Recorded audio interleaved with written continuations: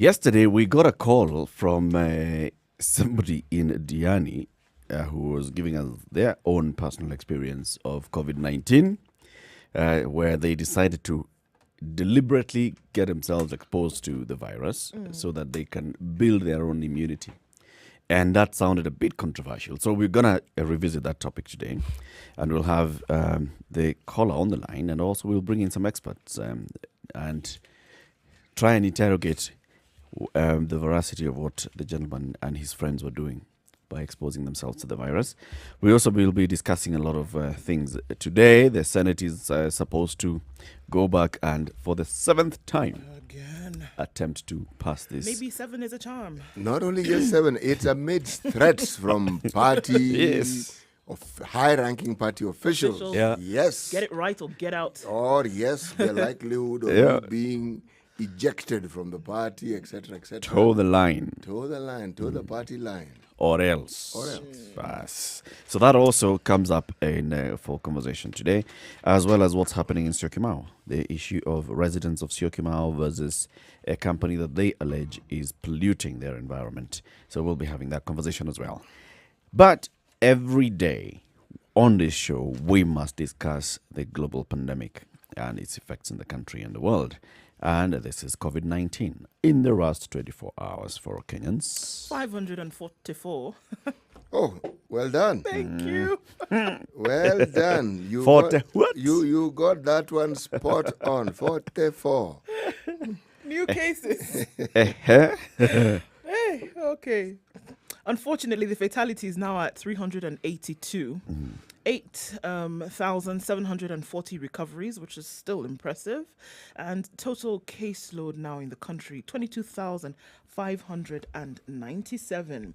Now, if you want to look at coronavirus specifically in Kenya, what we'd call hotspot counties still continue to be Nairobi, Migori, and Uasin Gishu. Still, yes, Kisumu, Narok, Kilifi, and Nyeri. And Garissa, Makueni, Kericho, Murang'a, Turkana, Kwale, Laikipia, Siaya, Taita Taveta, all of those having found cases, above 50 cases in the last 24 hours.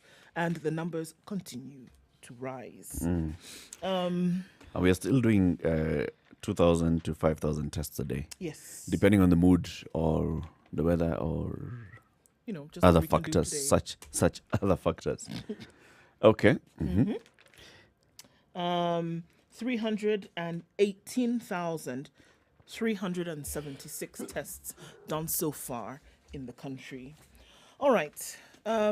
Looking at the United States, they talk about the fact that cases now have not jumped quite significantly in the last couple of days, but what they've seen is that there have been more deaths that they've had to realize over these last couple of days, with about 4,000 deaths. Without about 4,000 deaths having been recorded over the last 48 hours, 4,862,174 cases in the United States, with 158,929 deaths. Brazil, numbers continue to rise, 2,751,665, with now almost 100,000 deaths at 94,702.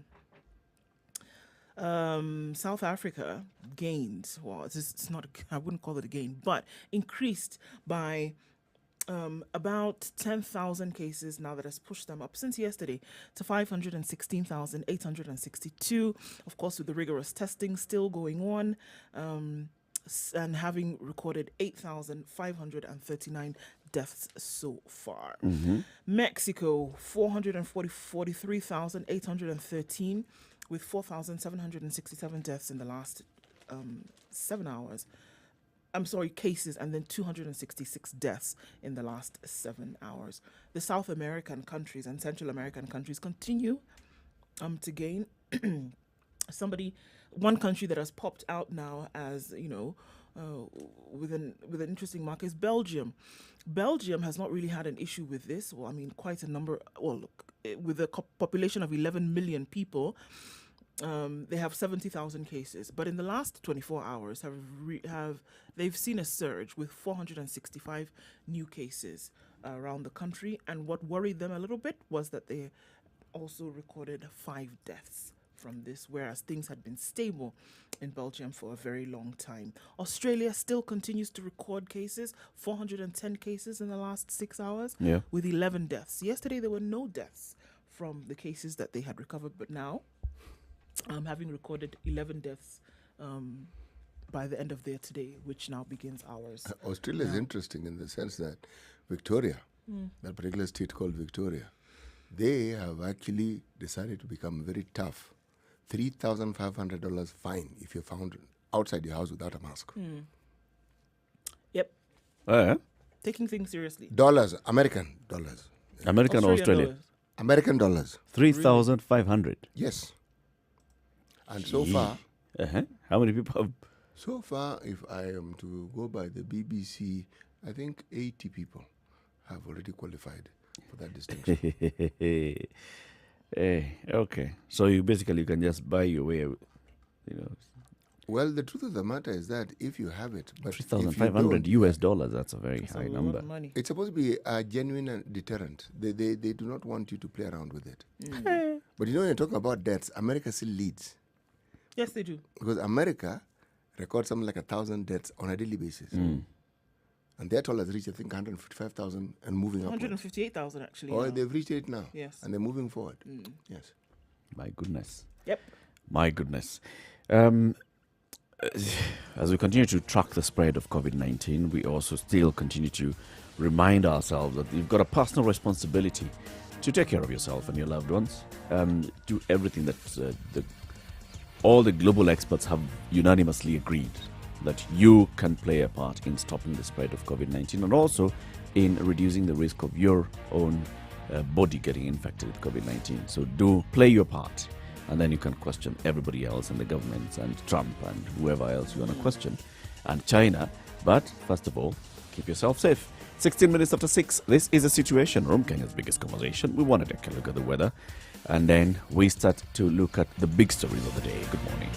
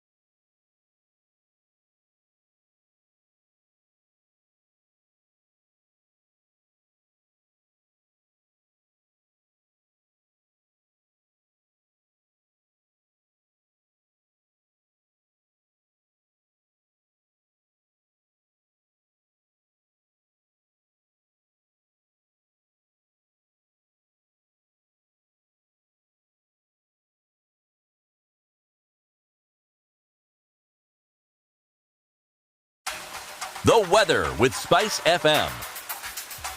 All right, it's a Tuesday morning, and let's see what the skies have in store for us today. It's mostly cloudy in Nairobi at 13 degrees. Going to go to a high of 23 and lows of 11 today. In Nakuru, 12 degrees and partly cloudy, highs of 22 with a wet afternoon, highs, and we'll see lows of 11. 13 degrees and mostly cloudy in Nyeri, 22 the high and lows of 13. Eldoret is cloudy this morning and thunderstorms will come there later, highs of 18 and lows of 12. 19 degrees and mostly cloudy in Kisumu highs of 27 and lows of 18. It's 16 degrees in Kakamega and mostly cloudy. We'll see highs of 23 and lows of 15 with a chance of a shower in the afternoon. Malindi is already sprinkling with light rain showers at 24 degrees. The rain is likely to continue well into Wednesday, highs of 28 and lows of 24. It's partly cloudy in Mombasa at 23 degrees, highs of 28 with showers expected in the afternoon. All right, out of Kenya now into Uganda, where it's partly cloudy at 17 degrees. We'll see highs of 24 and lows of 16. Dar es Salaam is clear this morning at 22, highs of 30 and lows of 21 with clear conditions throughout most of the day. In Joburg at 7 degrees, it'll be clear skies all through with sunny conditions, highs of 21 and lows of 5. Looking into Lagos at 24 degrees, clear skies, we'll see highs of 29 and lows of 22. It's 14 degrees and clear in London, highs of 24 and lows of 13. In Paris, the sun is already out this early, highs of 25 and lows of 13. And we'll look at New York at 22 degrees, still Monday night. Getting into Tuesday morning, thunderstorms are expected with highs of 32 and lows of 21 with a tropical storm warning for New York as they wake up.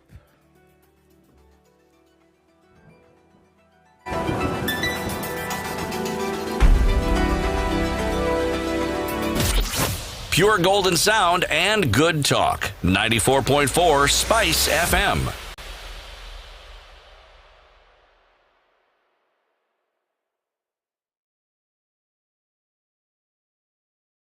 Mature, intelligent talk every morning. Spice up yourself. It is 20 minutes after 6 o'clock. Thank you very much for tuning in to the Situation Room. This is every morning, 6 a.m. to 10 a.m. In the room is Nduoko, CT Muga, Eric Latif. Let's take a look at the big stories of the day. Go first, CT. Well, I am not going to talk about politics.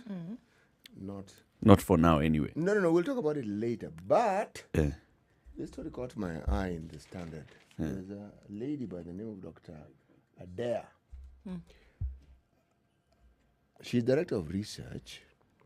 The information we have is she got a PhD, Edinburgh University in Scotland at the age of 29. That was in 1997. You're right. And she has gotten herself a nice, swanking new international job. Yes, I think when a Kenyan ascends to such heights. What's the job? Well, she... let me read it for you. Okay? Come to the mic. I am actually far away from the mic. Yeah. All right. First of all, she led the development of East African Center for Internet Governance and Policy at Strathmore University, served as the Director of Business of Process Outsourcing at the Ministry of ICT. In 2013, was appointed by former President Mwai Kibaki as founder, CEO of the Konza Technopolis Development Authority. Okay. All right. And now she gets herself a job as the director for research at the World Wide Web Foundation. Yes, she does. So when you write www.spicefm.co.ke, she's in charge. she's there. Dr. Adair is www. She's in charge of www, and there are 3 W's, not 4. Okay. Director of research. This is a big thing because it basically just shows that recognition at such high levels is something that we sort of get used to as Kenyans. We just see, right? People get in the rise to such. Recently, she led development of the East Africa Center for Internet Governance and Policy at Strathmore University. She served as a BPO director in the ICT ministry, as you said. She oversaw research work in Africa as a research fellow at the United Nations University's Institute for New Technologies, and research manager at the African Technology Policy Studies Network. She is globally recognized as an exemplary leader, driven by a commitment to tackling global inequality with strong beliefs that web and digital technologies must be used to expand opportunities and drive development.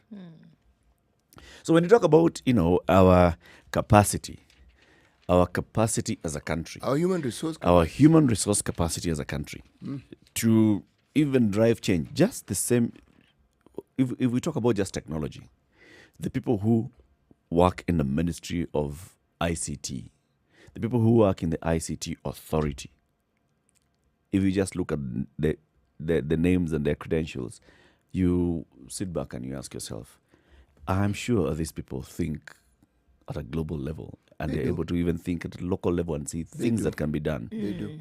But something goes wrong somewhere. It does. It does. One thing about the civil service that perhaps not understood, I don't think there is any one single place where you find people who are genuinely really qualified for whatever jobs they have, like the civil service. And the civil service, for the longest time, apart from simply employing people who had the qualifications, they ensured that they developed that particular resource and the skill and fine-tuned it with training, further training, etc., etc., etc. So if it's a question of decision-making based on knowledge, government ministries have the personnel. They have the human resource. Oh, yes. And that is any ministry you can think of. Imagine. And that's why you find Kenyans actually going to advise other governments. People have left this Ministry of ICT. Someone called Paul Kukubo, for example, Yes. initially was a founder of the ICT Authority. He and others like Dr. Adair developed the roadmap for Kenya's expansion of internet connectivity in the country and all, has gone to advise other governments. Rwanda, worked elsewhere. Actually, globally. People have moved into Google. But the thing about it for a single second, by the time you have, as one of, if not the greatest foreign exchange earner being remittances, it tells you. Now, there are those who argue, well, there are these people who work in this sort of job, but you have some ability and some qualification. That is why you are there. They wouldn't take you simply because they like the way you look. No. Nope. There's something about the ability to communicate, ability to work, ability to think through things that attracts very many people to Kenyans. And yet, you see the benefits that other people can see or can derive from this particular resource. And again, it begs the question, we don't seem to want to benefit fully from these resources that are ours. No. Okay. Other stories. Since we're in technology, how about we just continue? And on the front page of The Nation, how a Kenyan family stole billions in the US. Cybercrime. This family has made history for stealing the largest amount of money without being involved in tendering or firing a single shot, making Kenya a global hotspot of technology-based crime. When the FBI started a global hunt for scammers, codenamed Operation Rewired, Robert Mutua Muli was arrested at an airport in Ohio, Texas, just as he was about to board a plane to Kenya. Now we're looking into the story. In November last year, the National Police Service said it had received information from Interpol that some Kenyans were wanted in the US for alleged fraud offenses. One of the names released was that of Edwin Sila Nyumu, a man who had been on the run. Nyumu and his family were behind a US-based crime syndicate that laundered hundreds of millions of dollars in the country, but had managed to escape the FBI dragnet and hide in Mlolongo, Machakos, here. Right? Around the corner. Just here. Just down the road. Right. In total, the family members were believed to have stolen more than 2 billion shillings in tax fraud. It has been established it's one of the biggest cybercrime heists in the blossoming industry. How did they do this? That cash came to Kenya? Some of it did. Some of it would have landed here, right? And this is undeclared remittances. Exactly. Okay? Now. We're doing well, CP. You are normal. Globally. Continue. Okay. This representation is interesting, isn't it? It is. Here we've been represented. Very well. Been represented. The Go biggest. Carry Okay? Now, how this Kenyan family laid a scamming web and managed to milk billions of dollars and send them to Kenya without raising the arm has always petrified investigators. For 12 years, since his name first featured in the Interpol list, Nyumu oiled the palms of all those who knew his identity. And according to how the nation was informed, he became a cash cow of police officers until the money ran out last year. But by then and after 12 years, he could no longer be charged with fraud since the federal crimes had a statute of limitations, which protects people from being harassed and having to constantly defend themselves from old charges. Now, records indicate that on November 6th, 2019, Corporal Gerald Kamwaro swore an affidavit seeking a fresh order to arrest Nyumu. Mr. Kamwaro said Nairobi's Interpol office had contacted the U.S. National Central Bureau, Interpol, to forward extradition documents against the suspect. Why police had not been able to trace Nyumu and his millions of dollars was never explained. Kamwaro, while seeking the order, said the matter is of public interest since it touches on fraud against another government. It goes deeper. Hey, so They stole money and sent it to Kenya. so how do they do it? Okay. How is this executed? How it's done. Eh. In the US, all citizens are allowed to file claims for excess tax paid using a form known as the W-2. Okay? The form is issued by employers stating how much an employee was paid for the year. It is similar to the P9 form issued in Kenya by the Kenya Revenue Authority for filing usual returns. Okay? Light bulb. Scammers file fake tax returns using the details of the elderly or dead people and then apply for a refund. Okay. Then they cash the checks and transfer the proceeds to third parties who withdraw the money at a commission. So you can imagine if they're doing this over and with many people. Many people across board, over and over and over again. All right? So this is what had been happening to the tune of $2 billion and 2 billion shillings rather. Over time, And eh? over time. And what they did to be able to launder this By the way, money. those who claim it is 3, yeah? Okay. 3B, yeah? What they were able to do in The other terms one of B is laundering in this it. money is that they sunk then this money into real estate in Kenya. And so it's And usually... you say there's a bust. There's a bubble, there's a bust. But of interest, some of the charges that were levied against them, Yeah. I think, were dropped because of these statutes of Or limitations. It's been 12 years. 12 years down the line. And Clever, isn't it? I mean, you know that I just need to survive 12 12 years. After 12 years, 12 years, I'm free. you know, the thing that I find of interest here is that these are clearly, really, genuinely clever people. Genuinely. They looked at that system and they realized, there's a gap here. yes, let's improve on the ghost worker. Or the dead. Yes, because ghost workers and how you can siphon money using that is, should we say, it is something that has nestled itself and found a resting place in Kenya. All the time there's an issue of ghost workers.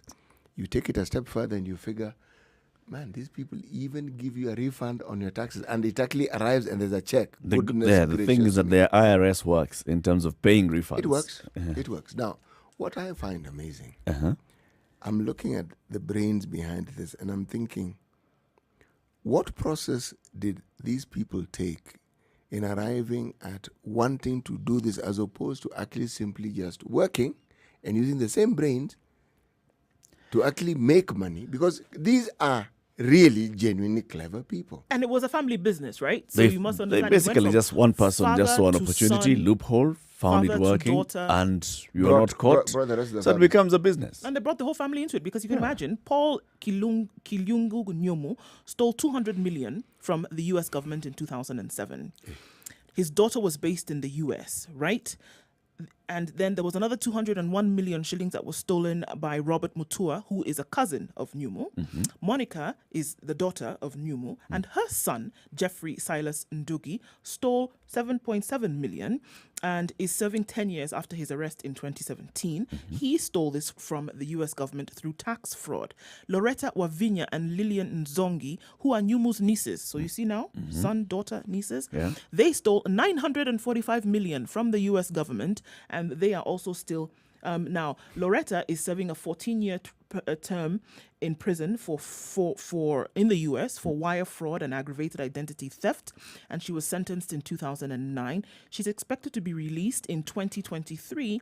and immediately deported to Kenya. Right. Lillian was sentenced to 5 years and 10 months. She had never been heard of since being released and is not known whether she is in Kenya or the US and is unable to be traced. Right. Or the Bahamas. Uh-huh. Or the Bahamas.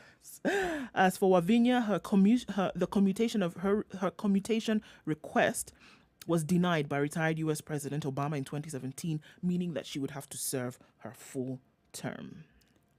But the Godfather is free. The Godfather is free because of the statute of limitations. The Clever charges chap. against him were dropped. Clever chap. I think this guy should be studied. Clever chap. 26 minutes to 7 o'clock. Let's take a look at what's happening on the roads this early morning and how much you're able to make on your way to work just by thinking outside the car. This is a Situation Room. It's Kenya's biggest conversation. Keep it right here for more big stories of the day.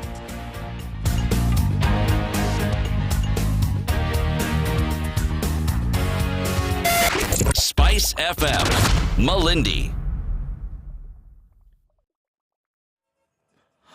All right, Manic Monday ended a few hours ago actually. Let's see what Tuesday looks like on the roads this morning. It doesn't look too crazy just yet, and we're hoping it remains that way at least for most of the morning. Thika Road, the roads are very clear, heading into and out of the CBD. In and outbound, it's looking very good. We don't have much of a problem right now. Service lanes are open and can be used without any issue. Let's look roundabout then to the bypasses of the eastern and the southern.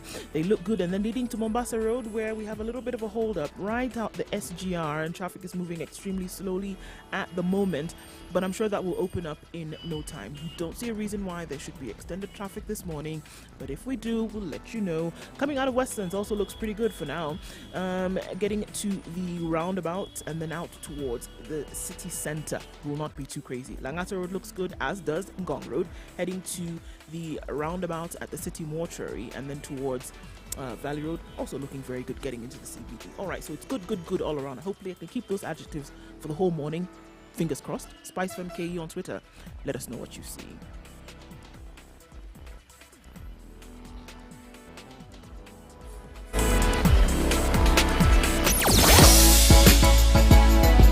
Sugar and spice and everything nice. Spice FM. Spice up your life. Mature, intelligent talk every morning. Spice up yourself.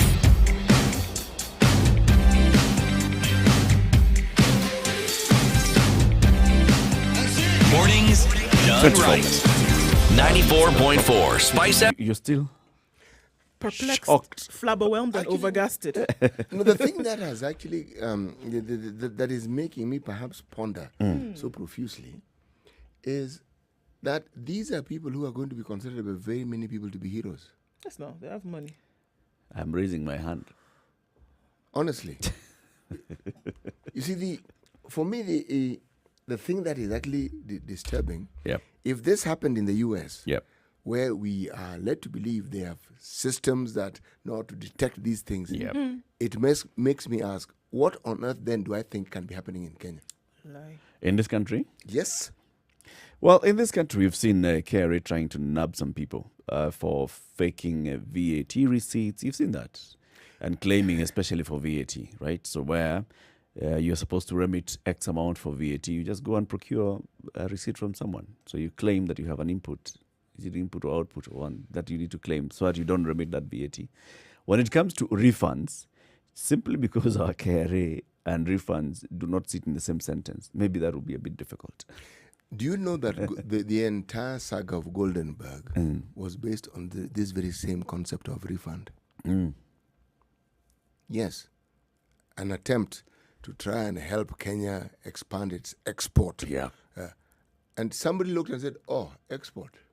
Oh, refund. Okay. Gold. Okay. What is it that, it's just identifying need. And that's why I also say that Kamlesh Patni needs to be studied. Forget the whole thing of, Forget the drama. Sit down and actually study this man. Because I watched him when he was giving his testimony at the Goldenberg inquiry publicly. And he sat down, he thought, what does Kenya need right now? Kenya needs Forex. It's in short supply in this country. foreign exchange is a problem because our exports are low, so we need to expand. So what is it that is happening? Other countries in the region have gold and they'd like to export. Now, the issue of the source of this gold is a problem in the export market. However, if it is certified that it has come from Kenya, Kenya is not in the black books of very many countries. So, devise the scheme, and then this 27-year-old man found his way and sat with the head of intelligence. The much feared James Kanyotu found his way to James Kanyotu, sat down and convinced Kanyotu that, you know what, this is something that we can take to Mzee. And Kanyotu sat down and thought, this is brilliant. Let's go to Mzee. They go to Mzee at Kabarak Gardens. And Mzee listens and is like, wow. So this can solve our problems. Fine. Facilitate. The guts of some young man. Eric, you know, I am actually not convinced that this entire scheme was actually just Patni's. I know he was a front. Patni comes from a family of goldsmiths. Yep. In Mombasa. All right? Sonara, as they're called, Swahili. He may have been brilliant.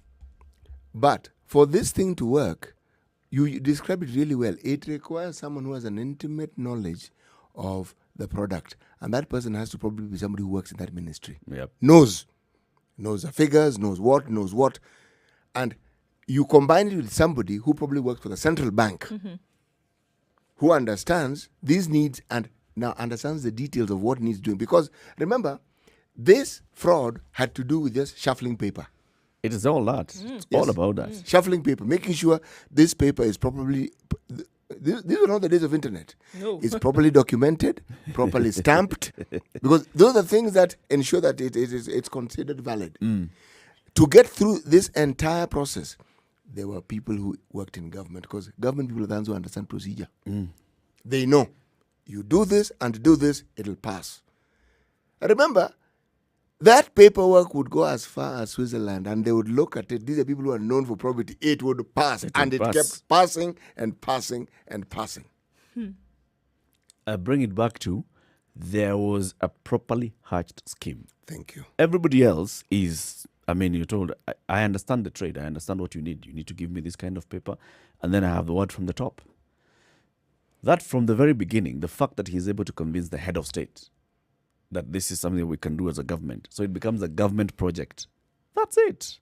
Go to Central Bank and you tell them, no, Facilitate. Yep. you need to give us this paper. Whoever needs to do what they need to do to get it done. If someone does starts it. questioning and they appear like they are onto what you're doing, give them something. Hii mambo ni kuongea. Or send them packing. Yeah. One or the other. And both happened. And both actually did happen. Yeah. So it's big things that have really happened. So as we talk about how government and facilitation of things happens, a court has halted a move to make it expensive to query tenders. Now, the Treasury, the National Treasury, had passed some regulations, and regulations must always be approved by the National Assembly. These regulations are called the Public Procurement and Asset Disposal Regulations 2020. These go with the law, the Public Procurement and Asset Disposal Act. So the Finance Ministry had come up with the regulations on how they are going to manage this particular act. Among the provisions of these new regulations was that if you have lost a tender, you want to question a tender that has gone through the process and has been awarded to somebody, and you feel that this was awarded irregularly, and you want to question that, you need to deposit something. And this is the equivalent of how much? 15% of the value of that tender. You deposit it to show that you're really serious, that you're questioning this tender and not just slowing down government procurement process. This bill passed, didn't it? It went through Parliament. It went through the Committee on Delegated Legislation. It went through the whole House. The whole House voted for it, and they said, well, this is going to ensure a better and smoother running of operations in government. Now, the Roads and Civil Engineering Contractors Association and the Energy Sector Contractors went to court and challenged this provision. And they said, come on. Now, you're really saying that we cannot question anything. I see two sides to this same coin, City. One is, for a fact, we have a lot of issues that go to tribunal because of procurement. We do. You lose a tender, you want to slow it down, you say, kama sipati hakuna mtu atapata. So you go and challenge it. Yes, you do. Slow it down. Keep it there forever. And what are you bringing? Some frivolous allegation, which must be heard. It must go through the process. You basically are slowing down the procurement process. I guess that is what the mandarins of the National Treasury and the other government agencies were looking at and seeing, you know what, in order to unlock this, let us ensure that the person who wants to come and challenge any given tender is serious by them coming to deposit that money. So you know very well that if you're challenging this frivolously, you're also just putting in your money to sit there. And the likelihood of you putting your money, if you're frivolous, will not arise. Yeah, you will will not be do low. that. Yeah. Yes. However, on the other hand, this also locks out people who may genuinely want to question a tender. So where does the role of the Public Procurement Oversight Authority come in here? That's why it comes in. Because the oversight authority and the oversight board, that's why you go to question. Yes. So if you're raising issues with a certain tender that has been given out and the process or such, you take it. It goes to the board, it goes to a tribunal, and then the tribunal is what will listen to your issues. You know, this one is a double-edged sword. It is. It can do so much with this It one. is, because Yeah. there is validity in the argument that you really don't want the nuisance factor to keep coming into a serious matter such as this one. But at the same time, it could be seen as a bulwark. These are people who are deliberately ensuring that unless your pockets are deep, Yep. you are not going to kick a fuss, Yep. even if there's a fuss to be kicked. But, as with most things, it's in court, is it not? It's Gone to court, court has said, halt these things.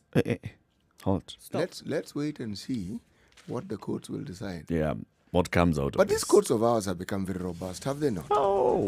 Yeah. Or is it our reporting that has become robust? Well, I think that Both.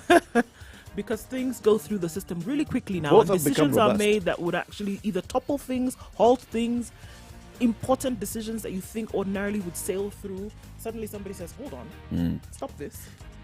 But it's also something to that is raising serious discussion. I remember, I think it was covered in the Standard last week, was it?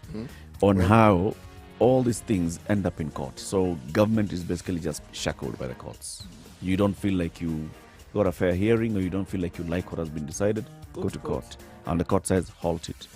So it's like the government has to move one step, wait for the courts to decide, move to the next step.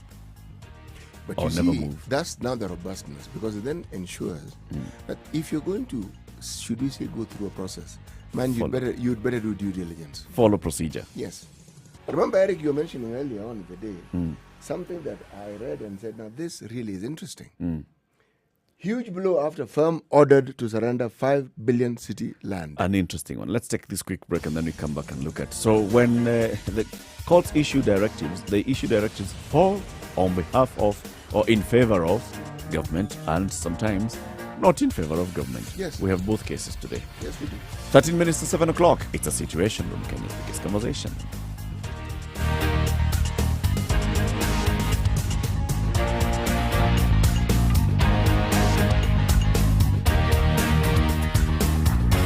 You are tuned in to Nairobi's #1 soul station, Spice FM.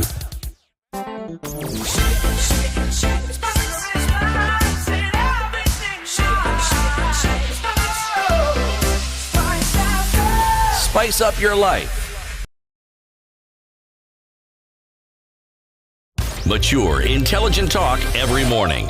Spice up yourself.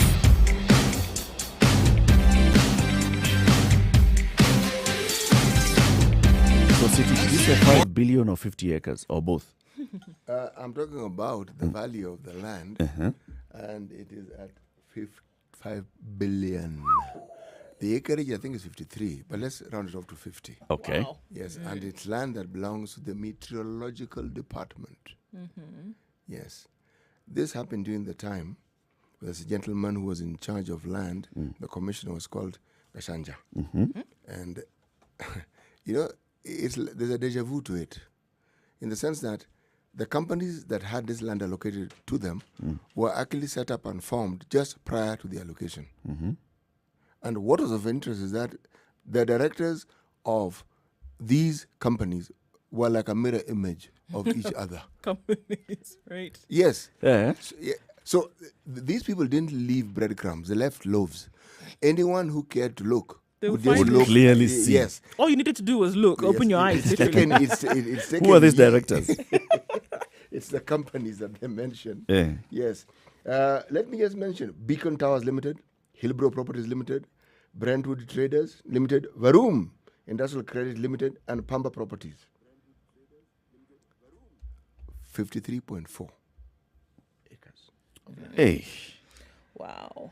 This is an interesting one. So the case was taken to court by the EACC, yeah? Yes, they did. And they were saying that the illegal transfer involved collusion by top Ministry of Lands officials, despite the fact that the facility was used by the Meteorological Department to relay vital information to sea-going vessels and weather patterns to aircraft.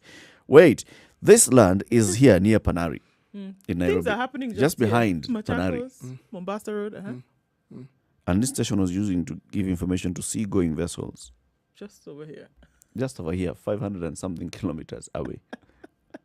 Anyway, and air... No. It's an amalgam of things. Of course. Yes. It's what an the Met, amalgam it's of what the things. Met does. That's what they're supposed to do, because the information they have is valid for sea-going vessels. And we're not referring to Nairobi Dam. A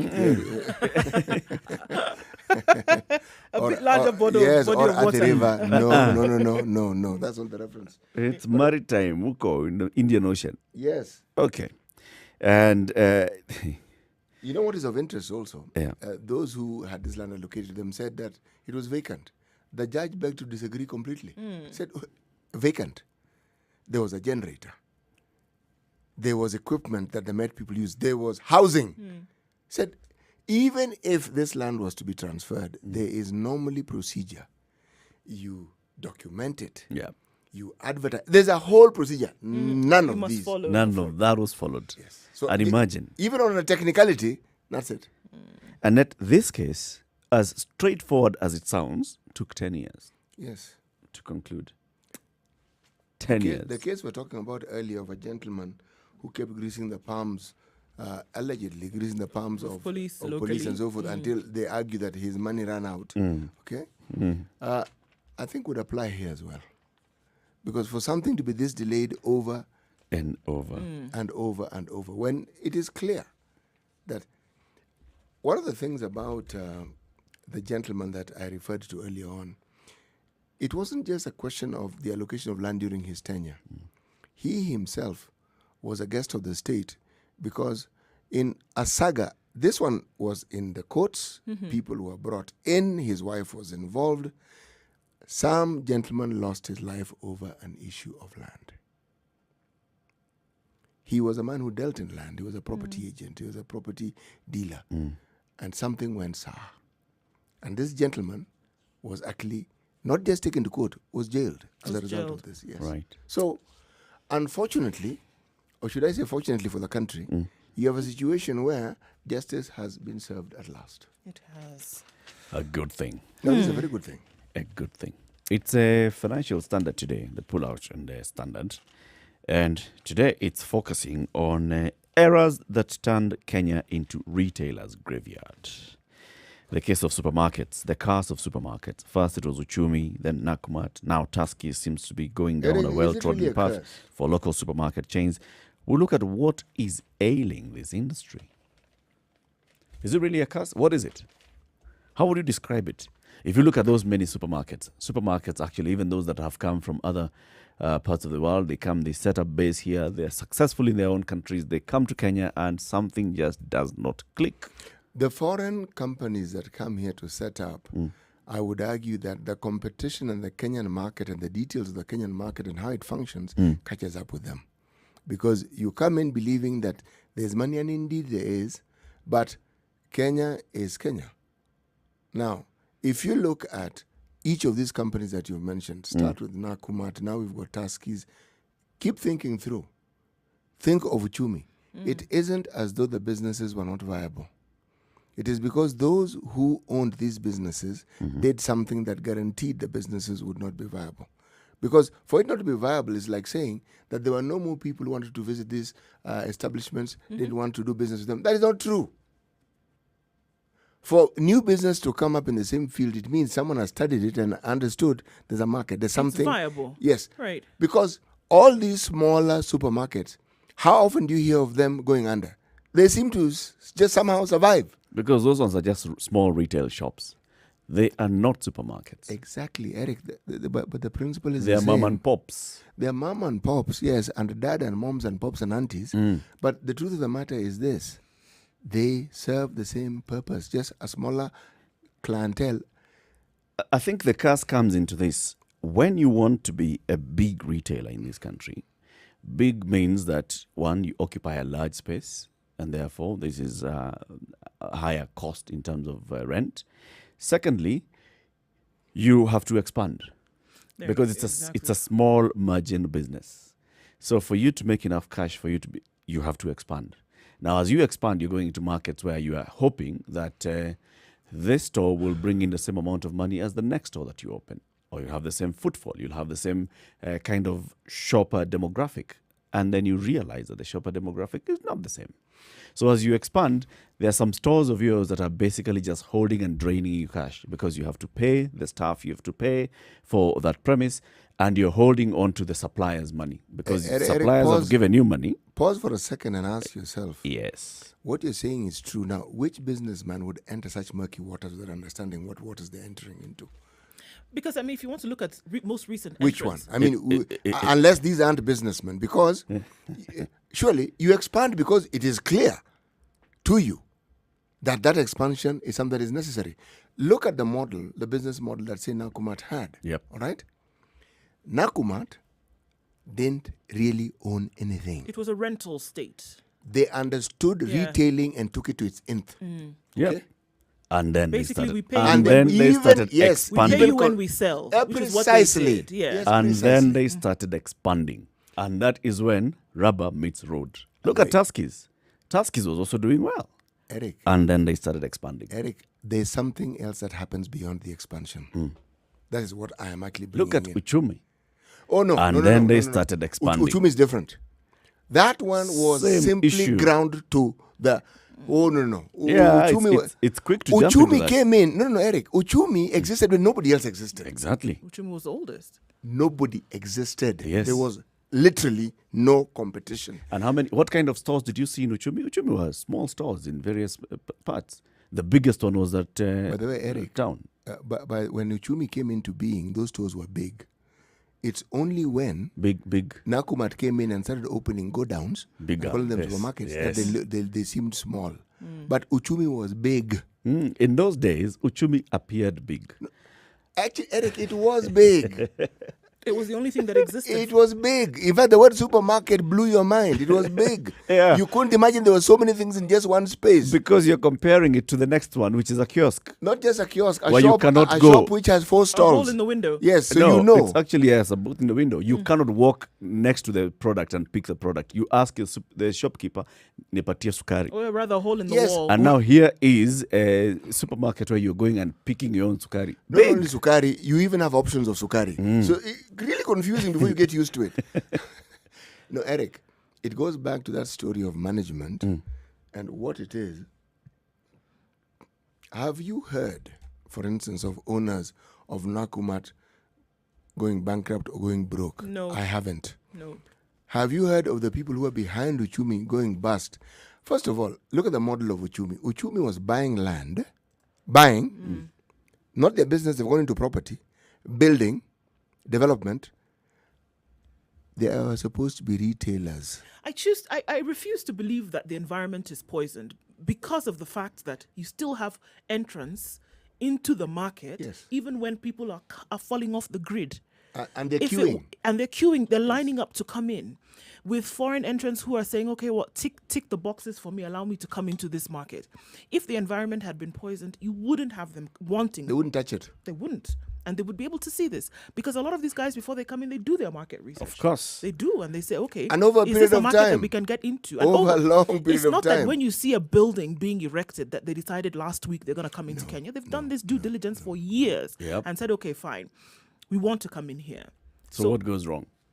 The management goes I wrong. think So the same managers who have done their due diligence there's a are certain the same ones the who go wrong. management, the No, management, no, no. I think Actually, that Eric, yes. To answer your question, the answer is, but do you want to say something? because the retail market, and we must the retail market here is quite robust, and it is very easy for people who then invest in business to get very excited when they see that the first spot that they've opened is actually doing extremely well. Yeah. And I think there's an element of commercial and of rather enterprise excitement that happens for a lot of commercial entities and says, all right, well, since we're doing so well in spot 1, let's open 2, 3, 4. And that is when the problem comes in. Which is me, that's why I'm putting it. Curse is the word expansion. No. The Expanding moment, too quickly? the moment, I think has I a lot would to do with- moment a actually retailer Look starts at other expanding, look give at- them time. Let me give you another example of of one retail, like Chanara, for example. They had 3 supermarkets around the city of Nairobi for the longest time. They didn't even go into. Where are they now? Holding steady. Eric, Stay where you are and no, you'll survive. No. Starts doing I want expanding to your question the expansion and what it is that the idea behind the expansion, what they wanted to do. Hence my question. Yeah. Those who own these businesses, have you heard them going bust? Have you heard them going bankrupt? It's the businesses that have gone. Yeah, bust. because those It's two are not the different. owners. Because those two are different. Business and owner is different. Therein lies the chink. In Comes this particular to the top of the hour. It's 7 o'clock. Shortly, we'll be looking at other conversations. What's happening in Syokimau and what's happening in Machakos County, especially when it comes to environmental management. Good morning. It's 7 o'clock.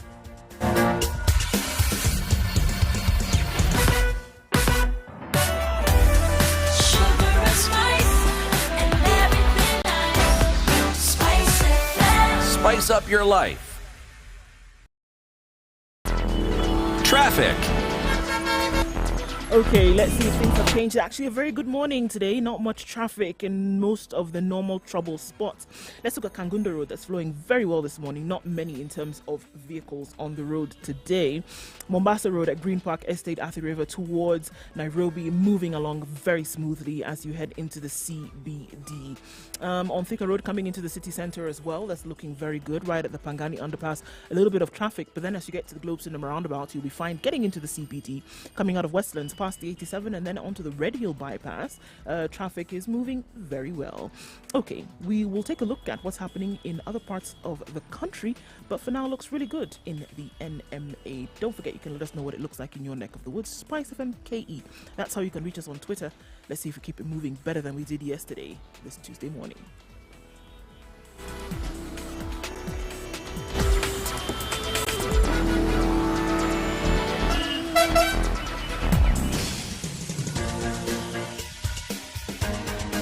This is the Situation Room, the home of hard-hitting political commentary and penetrating insights about the state of the nation. This is a talk radio experience like no other. The Situation Room, a place for hard truths, debates, and elevated conversations. The Situation Room, witty, political, engaging, deep, controversial. In the room, we have C.T. Muga, researcher, academic, seasoned political observer, a fountain of wisdom in these politically uncertain times. Ndu Oko, Nigerian by birth, Kenyan by choice, communications expert, Pan-Africanist, a truth seeker and believer in people power, and Eric Latin, agent provocateur, the man in the chair, seasoned journalist, news hound, a man who believes in punching up, not down. It's also Kenya's This biggest is the conversation. Situation And Room, this and the every only morning, way. 6 a.m. to 10 a.m., we reflect on the conversations that are happening in the country, in the region, and in the world. Broadcasting on Spice FM 94.4 in Nairobi. We are in Mombasa, 102.5 in Kisumu, 87.9 in Mombasa, 96.0 in Nakuru, Eldoret, 96.7, Nyeri, 90.9, Malindi, 97.7. This morning as well, from now until 9 o'clock, we are also live on KTN Home, and we are live worldwide on www.spicefm.co.ke. So, C.T. Muga, as we start this conversation, what is today's proverb? Today's proverb is actually, well, it's almost as simple as yesterday's proverb. So, The eye never forgets what the heart has seen. the eye never forgets what the heart has seen. Not the other way around? What I would suggest, Eric, is that... Is I come up with my own proverb? No. Just say that, can we edit your proverb to... Yes, Eric, you can edit the proverb. And actually isn't mine, an African proverb. But I know it doesn't make sense, but think about it. What does the heart do? The heart feels, the heart experiences. Yeah. The heart is like the epicenter of emotions as far as people are concerned. And I'm not talking about the physical pump that is actually the heart, but the heart and all that it encompasses. Yeah. Yes. When an experience touches your heart, it goes beyond It lingers. It goes... Thank you. I will say no more on that lovely word, all-encompassing. Okay. So let's have a conversation now this hour where we want to go to Syokimau, and there's something that has been happening in Syokimau. There was a complaint by residents there, and then there was action by the government, the county government of Machakos. What's the story there? All right. So if we look at what has been happening in Syokimau for a couple of months now, well, actually going into years, there is a metal smelting company that has been letting off quite some in terms of pollution in the area. And residents, in close proximity to this, have been complaining for quite some time in terms of the pungent odor that it lets out, in terms of then respiratory issues that they face after this. And it has been taken to NEMA as the body to sort out issues of pollution and environment and things like this, but nothing has really been done. There was a tug and push and pull back and forth between the residents and NEMA. Come and do something about this. Come and make the management of this particular company, which is Enmore Steel Millers, said really that they did everything that they needed to do, and they were within their rights or within the purview of themselves as an entity with the necessary, that followed the law. Yeah, they had followed the law with the necessary regulations from NEMA. So there was a push and pull back and forth, but that never really happened until now. The agitation just became, too much. Residents basically could not breathe in their homes. Yep. People became sick. And one of the gentlemen whose stories then did come out about his children having been affected, and one of his children, unfortunately, having passed. However, he was very clear that he could not necessarily link the passing of this child to the pollution, but it was heavily suspected, and that another child then is now ill because of this. So quite a number have been complaining. We also know that the government of Machakos shut down operations at the millers sometime. But it's interesting to note, and I think that as we even speak about this, that a day after the shutdown that I saw with my own eyes, the company was still in operation. Okay. And then having her residents complain a little bit more about this. So it's an environment issue, it's a pollution issue, it's a rights issue, and if proven, it could be a death issue here, where somebody is dealing with the loss of a child because of these. So this is one thing that we're looking at today. So the issue has been highlighted in the media, and the residents led by the gentleman that we're going to be speaking to shortly, Nazio Savio Hakada, have come out to the public and said this is what's happening in our area. And when it was highlighted in the public domain, immediately after that we saw the government of Machakos County, the governor, Dr. Alfred Mutua, announcing that he has ordered the closure of this steel millers, and ordered that an inspection be conducted and meetings be held with the management of the steel millers, with the residents associations as well, to find out what's happening. And then last week, the governor released a statement saying after ordering the closure on the 14th of May, he was now ordering the provisional reopening on the 30th of July. And he said this provisional reopening is after meetings have been held between my senior government officers and the management of the steel millers. We want to see whether this provisional reopening is to practically test whether the measures that they've put in place are effective in combating the pollution, because some of the issues can only be ascertained when the plant is operational. But the question I would ask is, when this plant was being set up, we do have a government body that's supposed to ensure that these environmental issues are more or less settled even before the company starts operating. Where do they come in?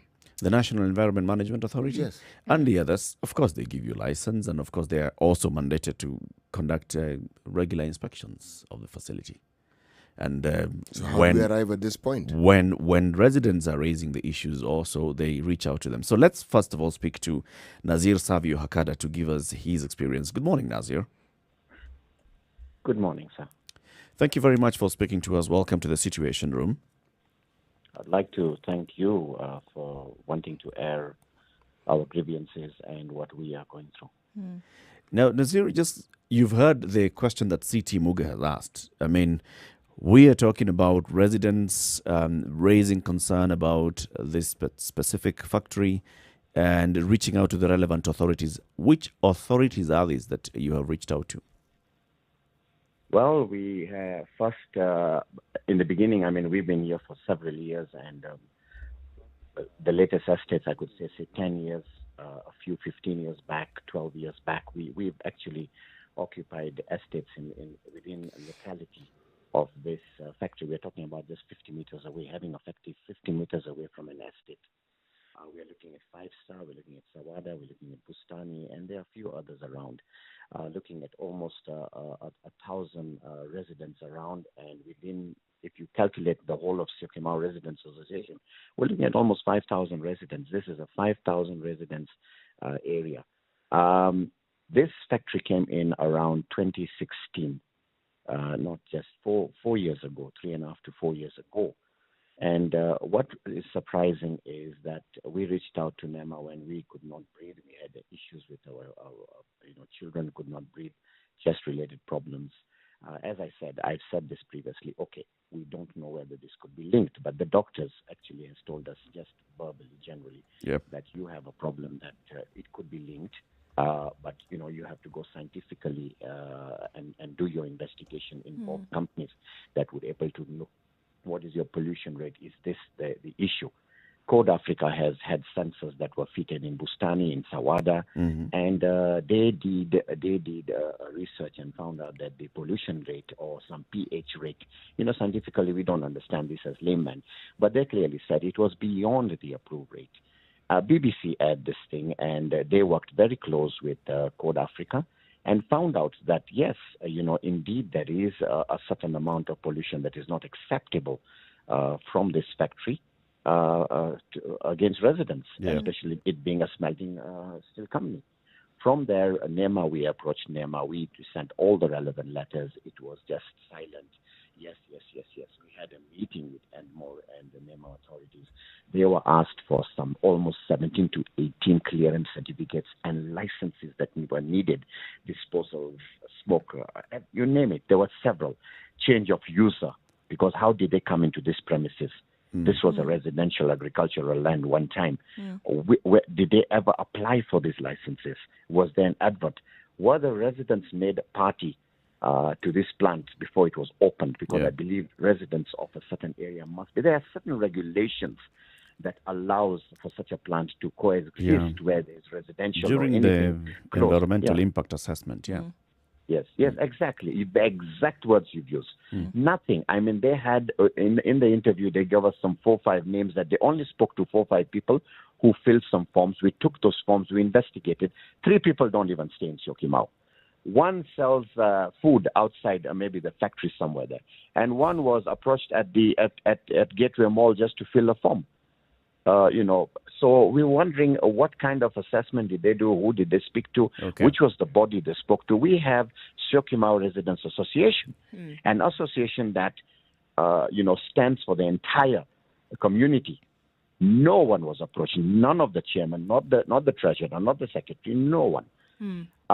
We've gone to NEMA. NEMA has been giving us all kinds of reasons, this or the other. We ended up going to the tribunal. The tribunal, it's been dates after dates after dates. Okay, let's get that paper in order. Let's get that paper in order. I ask a question today as a resident. As a resident, where my children are affected, our children within the estates are at risk. The entire Syokimau Residents Association kids, we have over 1,000 children here. Okay? I ask the governor. I ask NEMA. I ask the courts. I ask everybody who is involved in this case and who are in authority to help us. us 190. Nazir, I'd be interested to know, if I can ask you, Nazir. I mean, you spoke to quite a number of people. I'd be interested to know what the initial response was to the questions that you were then asking. Because, I mean, you've asked so many things here. I mean, who gave these approvals? Who then allowed them to come in and begin this work in an area that was supposed to be residential? Then who then was responsible? What was the initial response that you were given? For me, I will hold two people responsible. Our county, this is our governor. He should look into this. The buck stops at the governor. I'm sorry. Yes, the buck stops at him. He's our leader. We appointed him. The buck stops at him. He cannot sit in his comfort seat and expect that, yes, I will do what I want to do. You close down a factory. We are so happy with you. We were even going to approach him and sit down and tell him, okay, now let's find out where we went wrong or what is the problem. Did we go wrong? Did the factory go wrong? Where is the problem? Before even anything can be done, before he can even meet with the resident, after 2-3 days, the factory is opened. NEMA, zero. It's been going on. Recently, when we approached NEMA through one of our members, we said there was a van they have for air pollution, something, calculating this thing. There's a van they have. Clearly, they told one of our residents that, the van is not available, it's broken down, something like that, and, we don't really have all the mechanisms to do this. Then if you are NEMA, you are an authority, you are a body, and you don't have the mechanism. Then after a while, they posted something on the tweet saying they are now within Syokimau, and they are doing some quality check. Okay, we'll see. We'll look at it. Have you organized yourselves, Nazir, as the residents and the other people who are affected, who are taking up this issue? Have you organized yourself and formally, let's say, come together as a group, engage the services of experts formally? Like you say, you've got the services of experts on environment, on air pollution that you have engaged, on legal issues that you've engaged, environmental lawyers, who then would advise you as well in this journey of seeking answers? We have got a couple of lawyers dealing with the matter already. It is in tribal at the moment. And again, as we say, it's delay after delay. It's next week. Now we've taken it towards the end of August. Yeah. While the factory is still operating. So we had ransom until end of August. To hell with us what the way it's being put. Okay? All these authority guys don't stay within where we stay, so they don't care how long it takes. We have engaged our lawyers. We have engaged in the past Code Africa. We have engaged TV channels and radio stations that have actually aired our grievances. Okay. So we already have engaged professionals we've had TV channels people, radio guys who have actually come here and said, is that the smell? We cannot even breathe. They themselves cannot breathe at times during the day. They feel that when they're coming there. Smell there. Yeah. When this matter was highlighted recently again in the media, we saw the reaction and action from the government of Machakos, and the governor ordered the partial closure or the temporary closure of this factory, set up a team and said, I've set up a team to come and investigate this. And then when he released a statement and said he's directing the provisional reopening of the factory, he also said, and we have the governor on the line, we'll be speaking to him shortly, he said, I announce a meeting of the Syokimau representatives, maximum of 7 people, to meet the officers from the county government, 4 people, and factory officers, 4 people, at the Mavoko County offices this Saturday, the 8th of August, to review the status of the pollution and other associated matters. Have you been contacted? Have you formed yourselves? I mean, have you sat down as the Residents Association to come up with the team of 7 that's going to represent you in this meeting? Brother, let me tell you one thing about SRA, Syokimau Residents Association. We are a very serious team. We have our people ready even now if you ask us. Okay. We are always ready. Okay. We don't need to pick who's going to say what because our team has always been ready. We have an environmental team within Syokimau Residents Association. These are guys who are versed with certain parts of the law and what is required and what is not required. So we are not a group of people who just woke up from the corner of a house and said we are now a team ready. So you're ready engage. And you're prepared for this meeting that's been called on Saturday. Ready. But so far, from what I know, is I have not heard anything. I've been keeping in touch with our John Mutinda, who is also very senior in the our environmental lead. Last when I spoke to him, he told me he has not yet received anything at the moment. He was waiting. We're just waiting. So let's that they allow us to do this. The other problem we are facing is we must have this within a friendly environment. The last time we went when the factory was being shut, a couple of us were beaten up. We were beaten. We had to go and file a case at the Mololongo police station. We have OB numbers filing against the. Can I ask you, Nazir? As this is progressing, so if you had a confrontation, now whom were you then? Because if you talk about assault, who were you then assaulted by at this point? The factory workers actually came looking for us. Okay. Let's bring in the Governor of Machakos County, Dr. Alfred Mutua, who's also joining us on the line. Good morning, Governor. Good morning. Habari asubuhi. Salama kabisa. Thank you very much for speaking to us, Governor Mutua.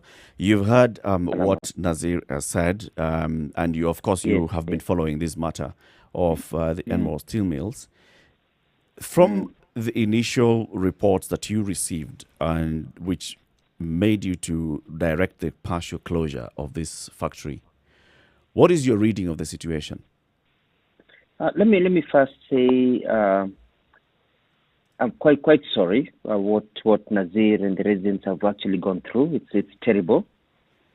People shouldn't have to go through such pollution and such agony and such bureaucracy because it is their right to have a good life in a good environment. So I'm very, very sorry about that. I want to admit, first of all, that I was not aware of this issue at all. You know, as a governor, there's so many issues.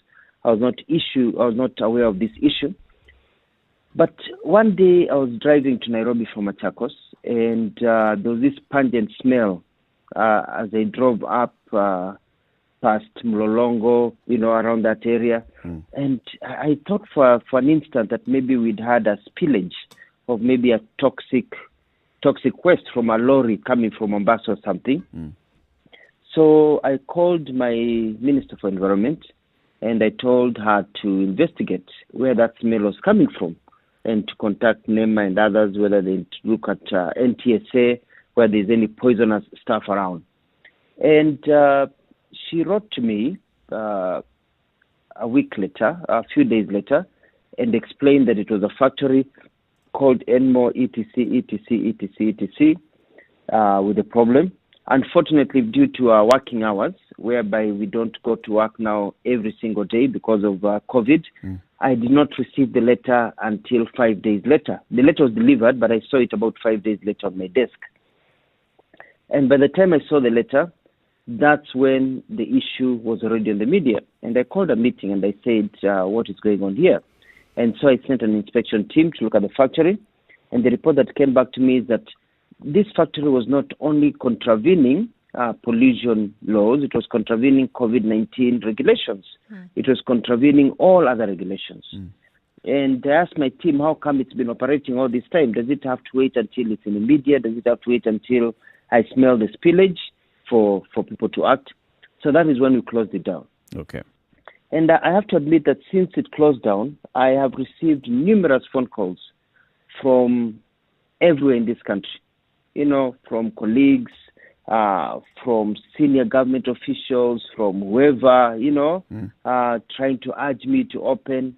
I know there's a delegation from the national government was sent to see the factory, to come and see me, to try and get it open, and I refused.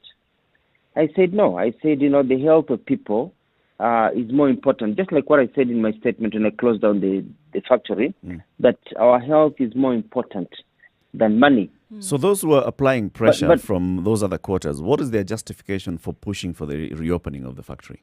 Oh, well, this is a local guy. This is the rest of the guys are not really local. This is an African. The rest are Indians who own these mills. This is one of ours. This is, there's no more stories. Trying to say that he's being harassed because there's a conspiracy against him by other steel millers. This is a money issue. But I refused to meet them. I refused to meet all these delegations, and I said, no, I operate above board. I don't want to meet anybody. So let my team do their work. And as we had promised, we'd go back. We had given them time. Because also, as the governor of Machakos, I have to protect the residents, but also I have to protect investors. Sure. I have to protect businesses that set up, because these businesses provide jobs And also it's people's rights. People have capital investment of billions of shillings.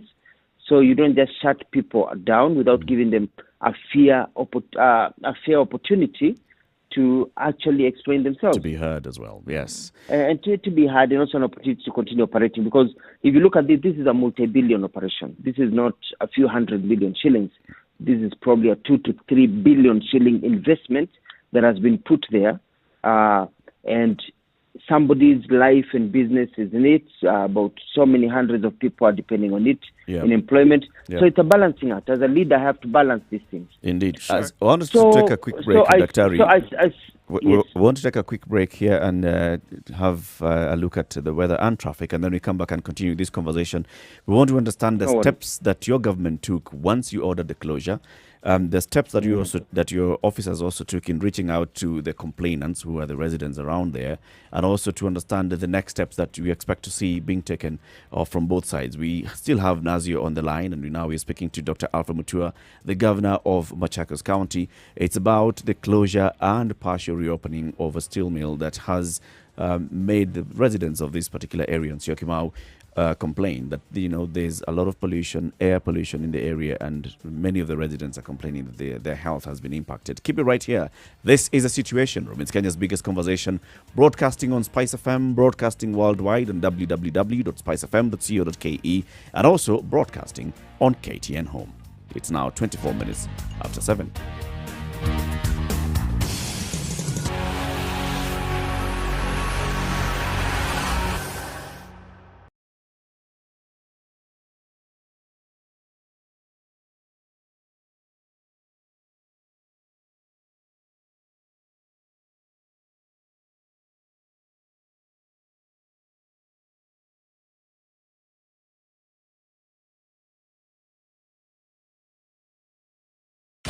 "24/7 around the world, non-stop. This is Spice FM.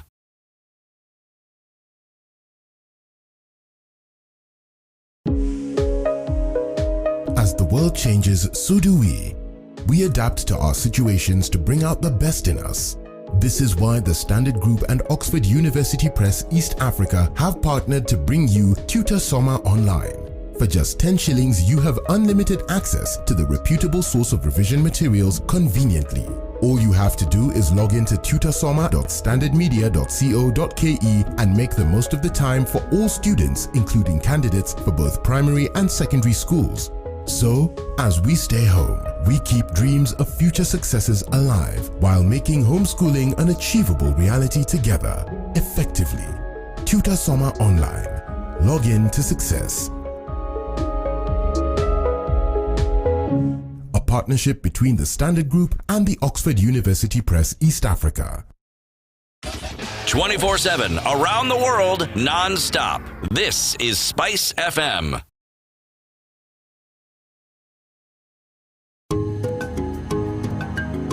When it comes to bridging the information gap to help strengthen the agricultural sector in our country, you can always rely on Farm Kenya to be the glue holding everything together.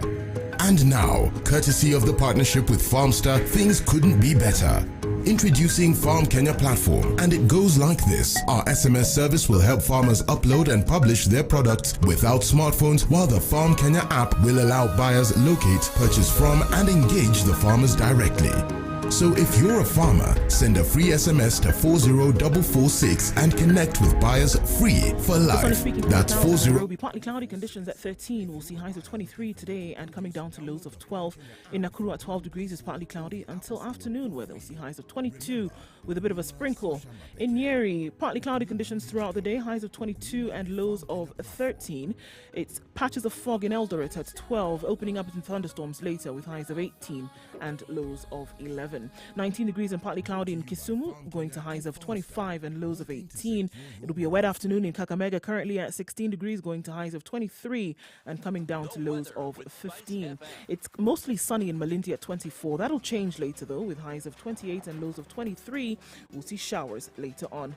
It stopped raining in Mombasa currently, 23 degrees, highs of 28 and lows of 22. We'll take a step out of Kenya into Kampala, where at 19 degrees it's mostly cloudy, going into an afternoon of of rainy conditions, highs of 25 and lows of 18.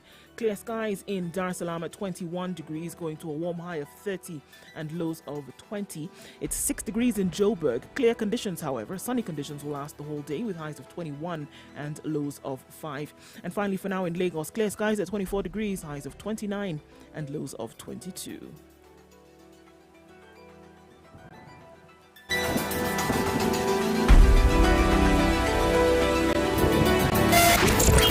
.9 Spice FM, Mombasa. All right, still the issue of traffic this morning and people getting into matatus where it's full. You can be the one who doesn't get in, or even better, the one who gets off if it's more packed than it should be. Look at traffic on Thika Road from Utali to Muthaiga. It's actually quite packed, so you need some patience getting out of there. Getting to the Pangani underpass, a little bit of traffic there as well as you head into the CBD. There's been a nasty accident at Allsops heading towards Thika, so that's outbound on Thika Road. So if you're going in that direction, please be careful. Approach with caution. This is just towards Roasters, waiting for police to come and sort that out. Coming out of Mombasa Road, getting towards the Cabanas is a bit of a hold-up coming out of the airport turn-off. So you need to be careful as you come into that because it's going to take you a little while to get out. Some patience is necessary, I'd say. Coming out of Westlands into the CBD and off of Ngong Road as well as Langata Road, not too bad this morning. Uhuru Highway, however, is jam-packed from the Nyayo Stadium roundabout all the way through to Westlands. Peppered with patience is what you need today. Spice of MKE, not to forget, you can get in touch with us on Twitter. Let us know what you see. Give somebody an option, or at least warn someone of what's ahead. Spice and everything nice, everything nice. Spice FM. Mature, intelligent talk every morning. Spice up yourself.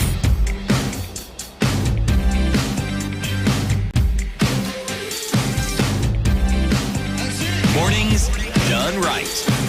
94.4 Spice FM. This is the Situation Room, Kenya's biggest conversation, broadcasting on Spice FM this morning, and Katie and home. In the room is Eric Latif, Nduoko, and CT Muga. On the line is Nazir Savio Hakada. He is a member of the Syokimau Residents Association.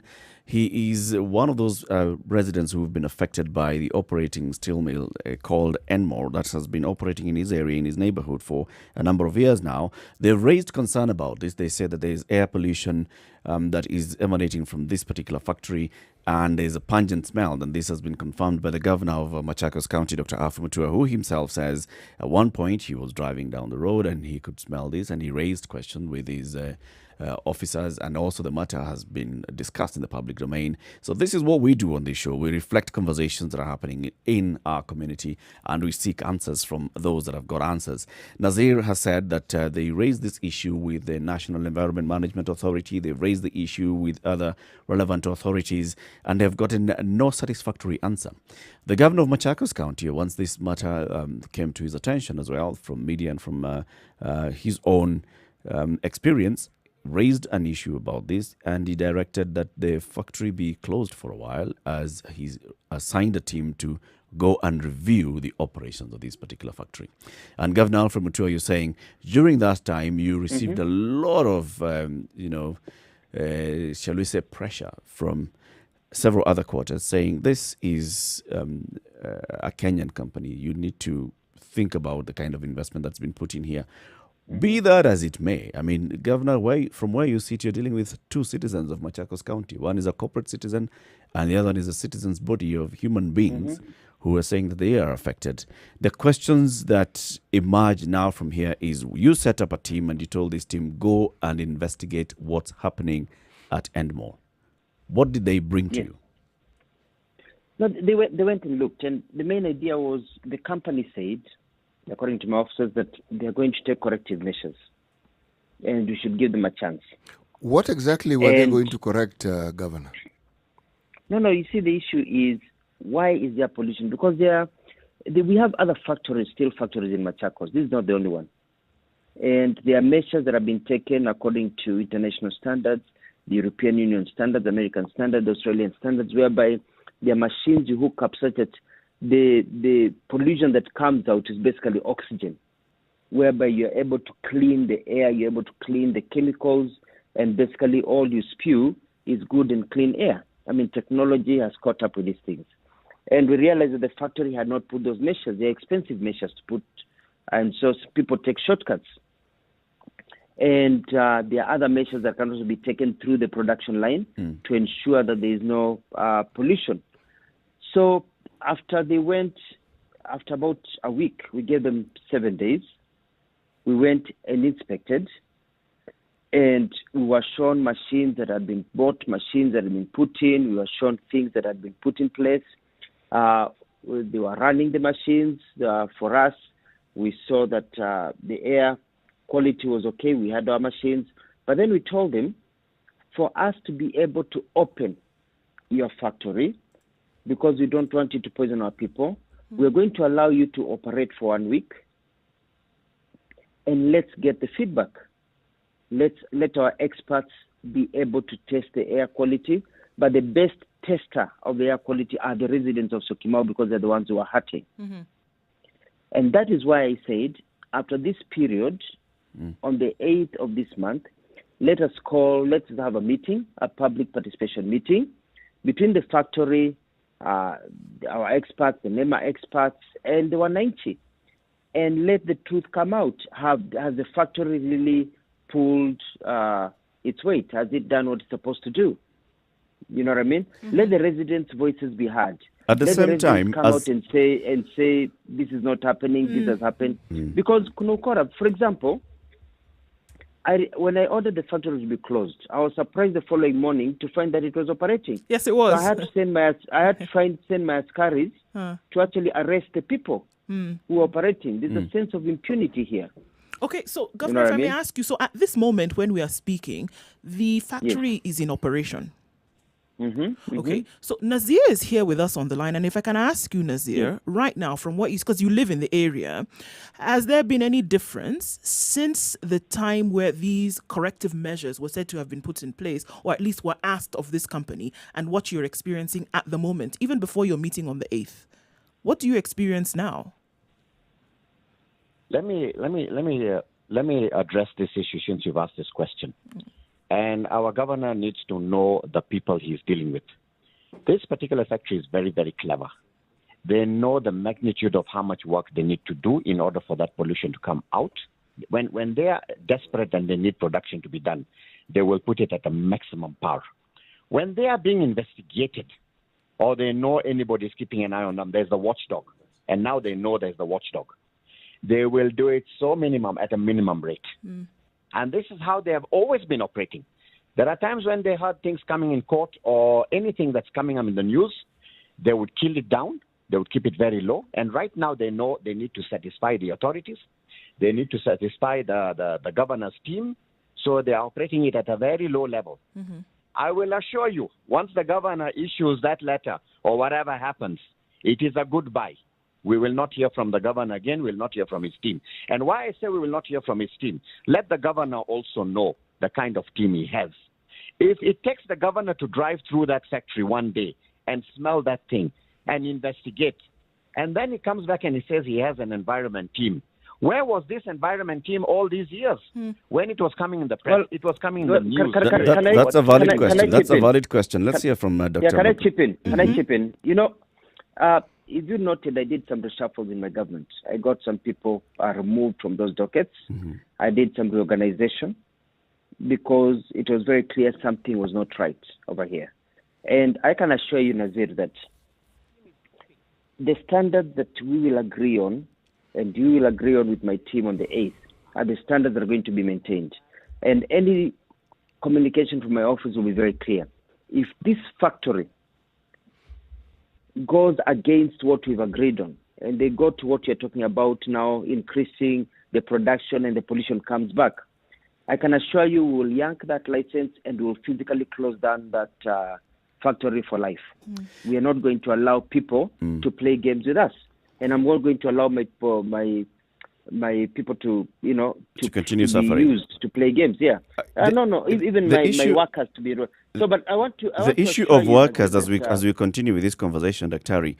Yes. The issue has been raised by the residents there is an environment department in the county government. Yeah, there is environment at the national level. One of the reasons. Yep. One of the reasons when I ask my people, why haven't you moved into this factory? Why did you have to wait for me to take action? They say that NEMA was on top of things, and that they had been talking to NEMA. They had communications with NEMA. I saw letters between us and NEMA had gone to court. And the courts had issued an injunction against NEMA closing the factory. And we have to obey court orders. But Machakos had not been party to these court cases. Mm-hmm. Therefore, we can move. So from the documents I've seen, NEMA is basically powerless as we speak right now. They are not allowed by the courts. But during this time, as your officers were having the conversation with NEMA, writing to one another back and forth, was the issue ever escalated, even brought to your CEC meetings? It was, but you see, we cannot deal with, my friend, we have over 500 factories in Machakos operating right now, different issues. Not every issue comes to a cabinet meeting. You know what I mean? Departments are supposed to deal with their issues. And so it had not yet come all the way up because we deal with so many issues. And this is not the first one. We had issues with another factory. We had other issues. And some of them are sorted at departmental level, and it's taken care of. What needs to happen before it gets to a cabinet meeting, Governor? It needs to be, it has to be a memo. It has to be an issue that now has failed to be sorted by the department that now needs a county-wide discussion about it. It seems that this has gotten a lot of attention, Governor, however, if I may ask. It seems that this has gotten a lot of attention because the residents have tried. They've clamored for a very long time and they haven't got any audience. It went to the media. It went to the media and it has gotten attention. Is that what needs to happen for some of these cases then to be given attention? Well, at times, tell you the truth, that is what needs to happen. And that is the nature of all things. I remember at one time, I had a house in the United States, and there was a mall that was coming up next, and we residents felt like it was not proper, and we demonstrated, and we called the media, and that's when action was taken. Unfortunately, governments are big machineries, and governments cannot really move as fast as the residents want to move. So I have no problem myself with the residents rising up and calling for their rights. I'm one of the people who says that if the system is not moving as fast, let the residents speak out. Unajua Kiswahili tunasema anayefinywa na kiatu, ndio wika. So we want the residents. So it is not, we should have proper systems. But you see, the residents had actually complained. NEMA had taken it up.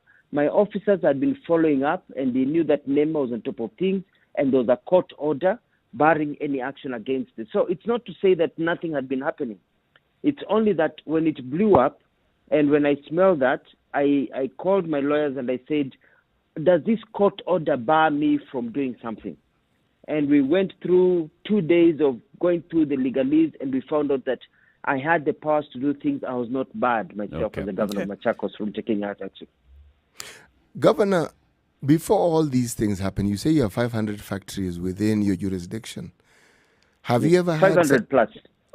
Okay, let's round it off to 600. Have you ever had such a case before? Yes, we have. We've had several cases before. Yes. And there's a very recent case in Machakos whereby there was a factory where we got a complaint that the workers in the factory were dropping dead. They were burying a worker every month or so. Mm-hmm. And they were producing, they had chemicals, and the residents around there were complaining. We got a letter. The thing is, this Syokimau Resident Association did not write any letter to my office directly. Yes, they dealt with my government, but there was no letter to my office directly. So they cannot say that I got the letter and sat on it. This other factory, we found out, had a problem, and we shut it down. And they took corrective measures, and we had health experts and all that. So that is just a recent one. We had another one in Kilimani area. We've had one or two in Mlolongo, another one in Syokimau. So there is a general abuse of regulations. There's a general abuse of the law in the Republic of Kenya. And it cuts across the board, from the police to the highest officers, where people feel that they don't need to obey the law. you look at It also even sounds people to me, yesterday, Governor, that you know, there's a problem with the enforcement agencies in your government. Or the inspection agents. The inspection. there is no. The inspection agencies are able. These are the ones that now become overboard. There are others that we inspect, and we are able to take measures before they become problematic. But there are those others that start playing games. Like Nazir was saying, you are there today, you inspect, everything is okay. A week later, they are back to normal. They're We back to shut down operate. quite a number of them. You know what I mean? Because there's a culture of impunity that we need to deal with. How And, do we deal with that, Governor? Because you see, for well, someone like Nazir, somebody like need Nazir a who has way- already lost a child, and they highly suspect that this child died as a result of pollution from this particular factory, very, very sad. that is already a case too many. Yeah, it's and Nazir, my condolences. It's heartbreaking as a parent. I know what it means to lose a child. I mean, it just makes me choke, losing a child over something that you think should not have happened. We need a change in Kenya, my friends. I mean, this is not time because this is also political. We need a change in the way we do things in this country. We become extremely bureaucratic. Our systems are very long.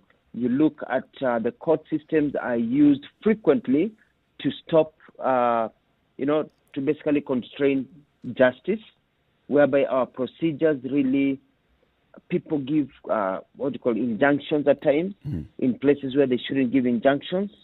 Our legal system takes too long. For example, you see, from the time the injunction was given, it's been months. An injunction should have been given for 1 week or 2 weeks, and then the case is sorted out and factory closed or something moves. But injunction is given, and then it can even last 2 years.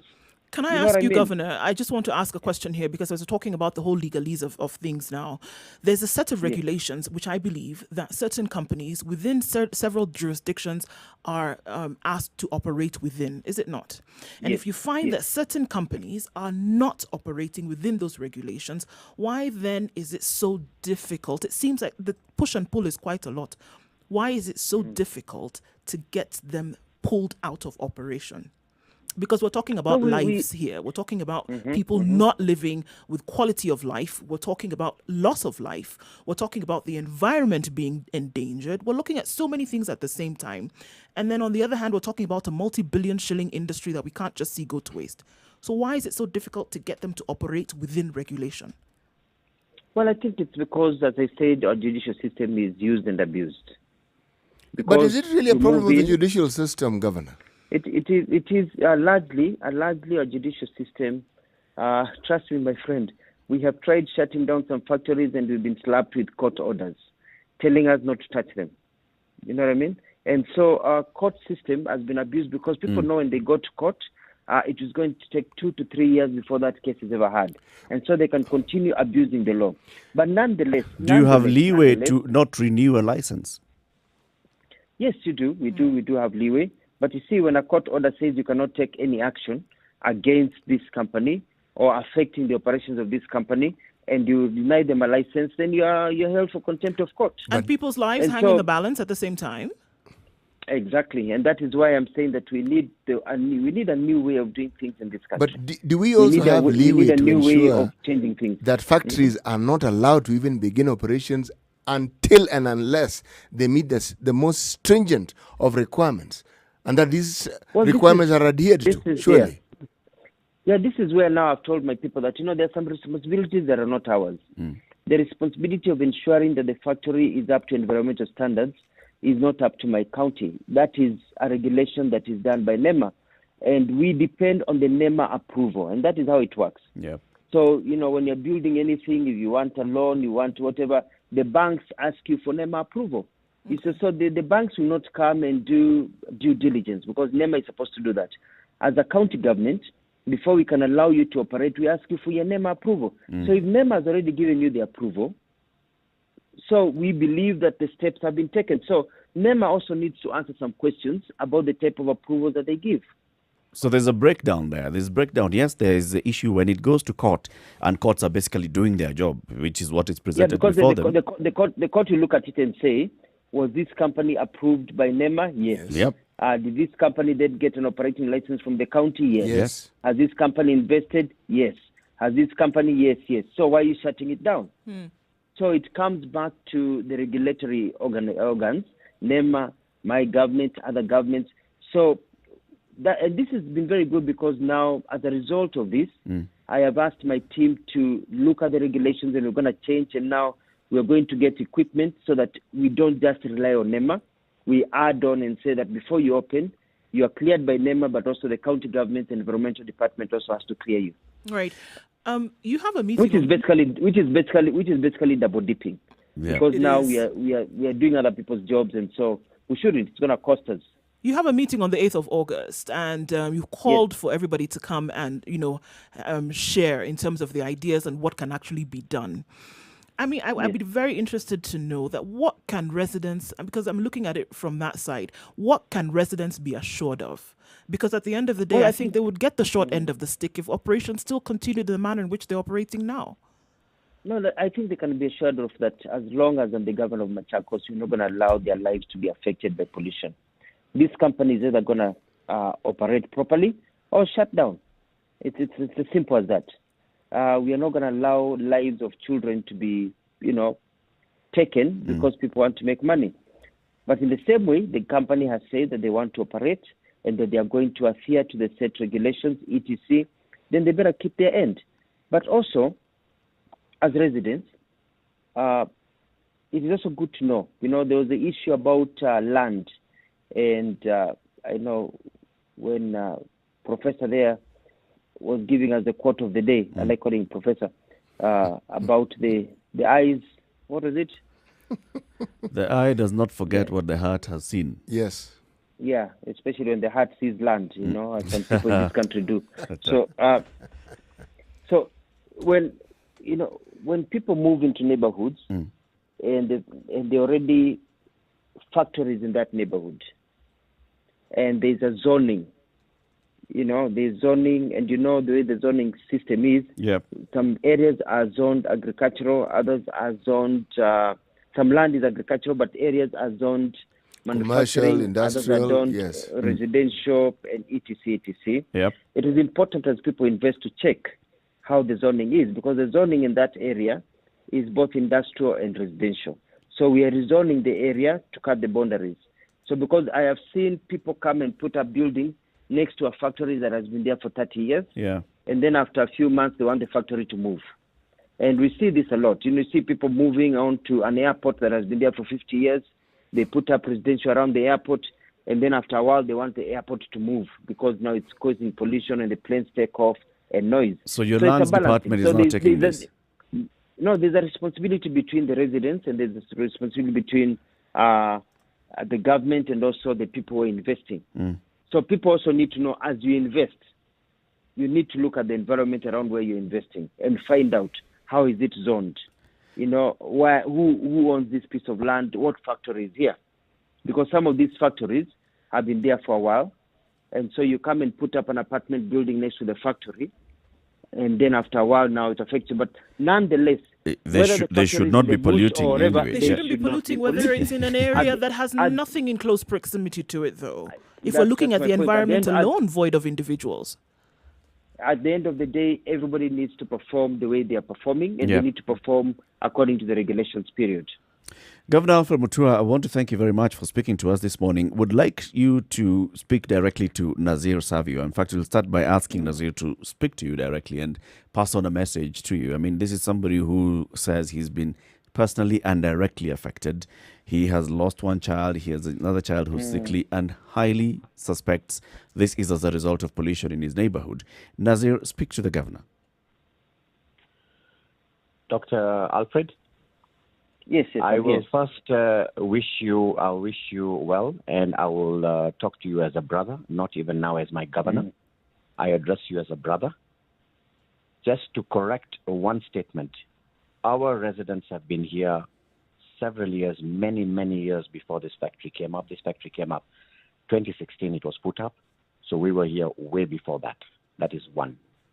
When we had our meeting with NEMA and with the factory, this was sometime last year in the beginning, there were almost 17 to 18 violations that were noted, and they were asked to sort this problem out and come back.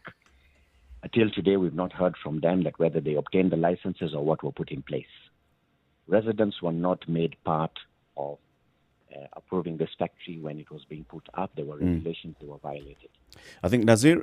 Till today, I want to interrupt you, Nazir, because I wanted you to just give a direct message, and I think you've already started giving that message. I'd like to take a quick break. Dr. Mutua, your response to Nazir and the residents of Syokimau. I want to tell Nazir, Paul sana for what has happened, and I just want to tell you that I want you to feel free to contact me directly. You don't have to wait until things go out of hand. And I'm asking the residents of Machakos, write to me. I respond to letters quickly. If you write to me directly as the governor, it will come to my desk and I'll assign an officer to deal with it and action will be taken. So as you rightly said, the buck stops with me. You elected me. I'm there to serve you and I'm going to serve you. And so if my officers are failing, please let me know and I'll take action. Because as you know, at times I may not know everything. I can't know everything that is going on. So when things are happening and you think the governor needs to know, please let me know and I'll take action. And I can assure you that we are not going to allow your child, your family to suffer anymore. They have suffered enough. Thank you very much, Dr. Mutua. We'll reach out to you as the weeks progress to see the impact of the action that has been taken by the county government of Machakos and also the level of satisfaction of the residents of Syokimau and also even the investors around Machakos County. Asante sana for speaking to us both. This is the Situation Room. It's Kenya's biggest conversation. Taking a quick break. We're also broadcasting live on KTN Home as well as www.spicefm.co.ke. We'll be back shortly.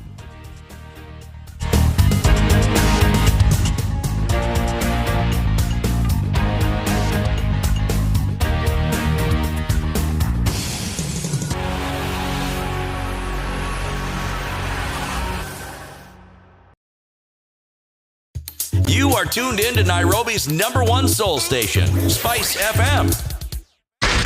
94.4 Spice FM, Nairobi. Spice FM, Nakuru. Sugar and spice and everything nice. Everything nice. Spice FM. Spice up your life. Mature, intelligent talk every morning. Spice up yourself.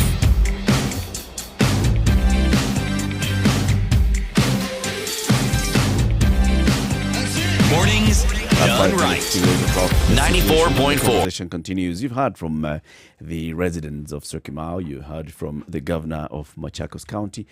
And you also, when you listen to this, it points to a very big issue here where it's a breakdown of communication and breakdown of order between government, people, and people who are supposed to do what they're supposed to do.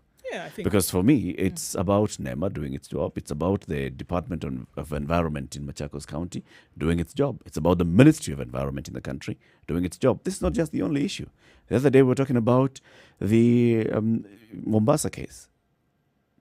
It took very many years, back and forth, threats being taken to court, court injunctions, calls coming from high places.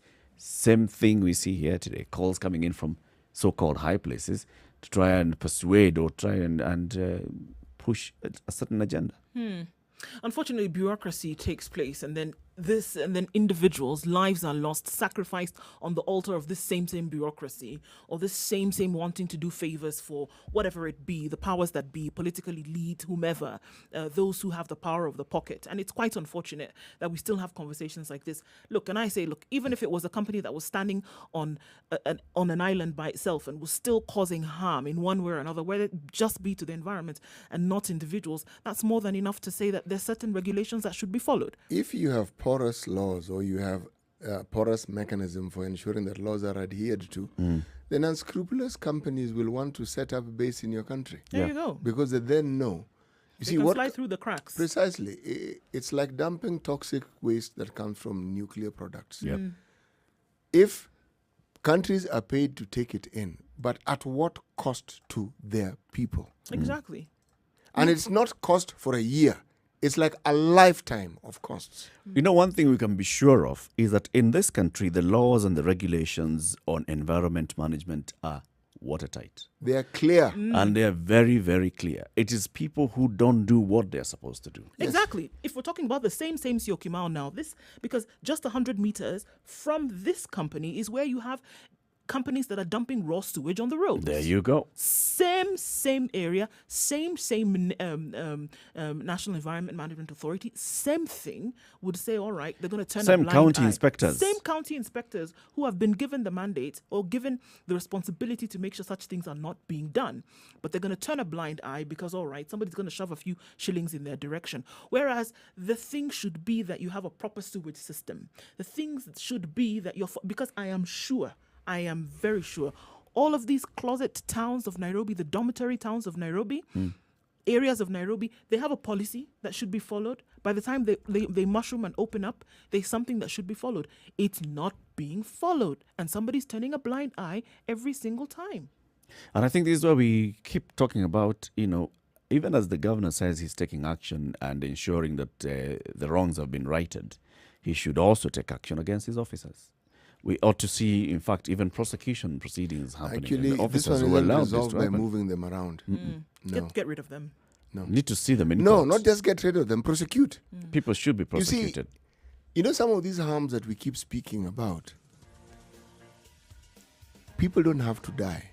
Environmental harm will last your whole life and you can pass it on to your children. Yep. It's not something... Generational. Yes. So how exactly do you treat such a crime? Because it is a crime. Yep. Because That's you the have only somebody way who is can calling compromise people to for life. account.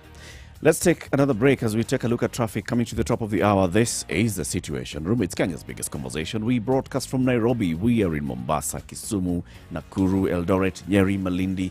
We are worldwide on www.spicefm.co.ke. And Monday, Tuesday, Wednesday, 7 a.m. to 9 a.m. we are also on KTN Home. Keep it right here. Good morning.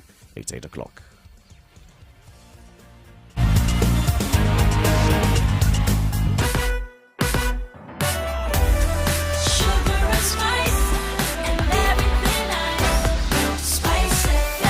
Spice up your life.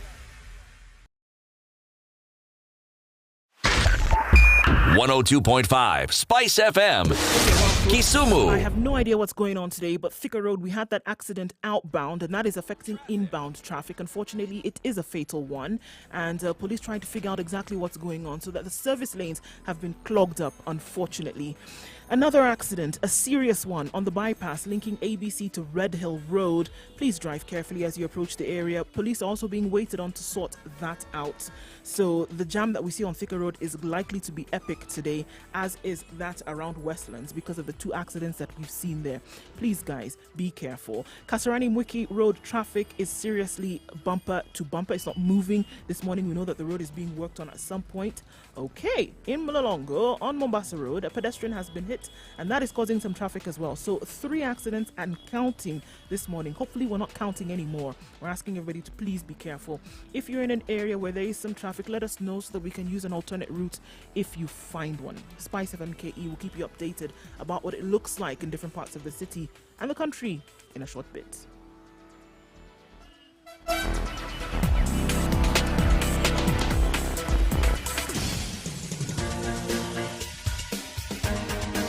This is the Situation Room, the home of hard-hitting political commentary and penetrating insights about the state of the nation. This is a talk radio experience like no other. The Situation Room, a place for hard truths, debates, and elevated conversations. The Situation Room, witty, political, engaging, deep, controversial. In the room, we have C.T. Muga, researcher, academic, seasoned political observer, a fountain of wisdom in these politically uncertain times. Ndu Oko, Nigerian by birth, Kenyan by choice, communications expert, Pan-Africanist, a truth seeker and believer in people power, and Eric Latin, agent provocateur, the man in the chair, seasoned journalist, news hound, a man who believes in punching up, not down. This is the Situation Room 2 The minutes only after way 8. to Thank you very much for tuning in to Spice FM. This is the Situation Room, Kenya's biggest conversation. We are now talking about COVID-19. A story on page 10 of the Standard this morning. Why reinfections are making search for vaccine hard.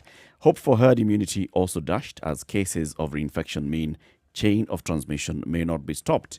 Now, this is basically now bringing another whole conversation to the entire concept of herd immunity, where the thought was that if you'd like to deal with lowering the spread of the COVID-19, let as many people as possible contract the virus so that they become immune, they develop natural immunity.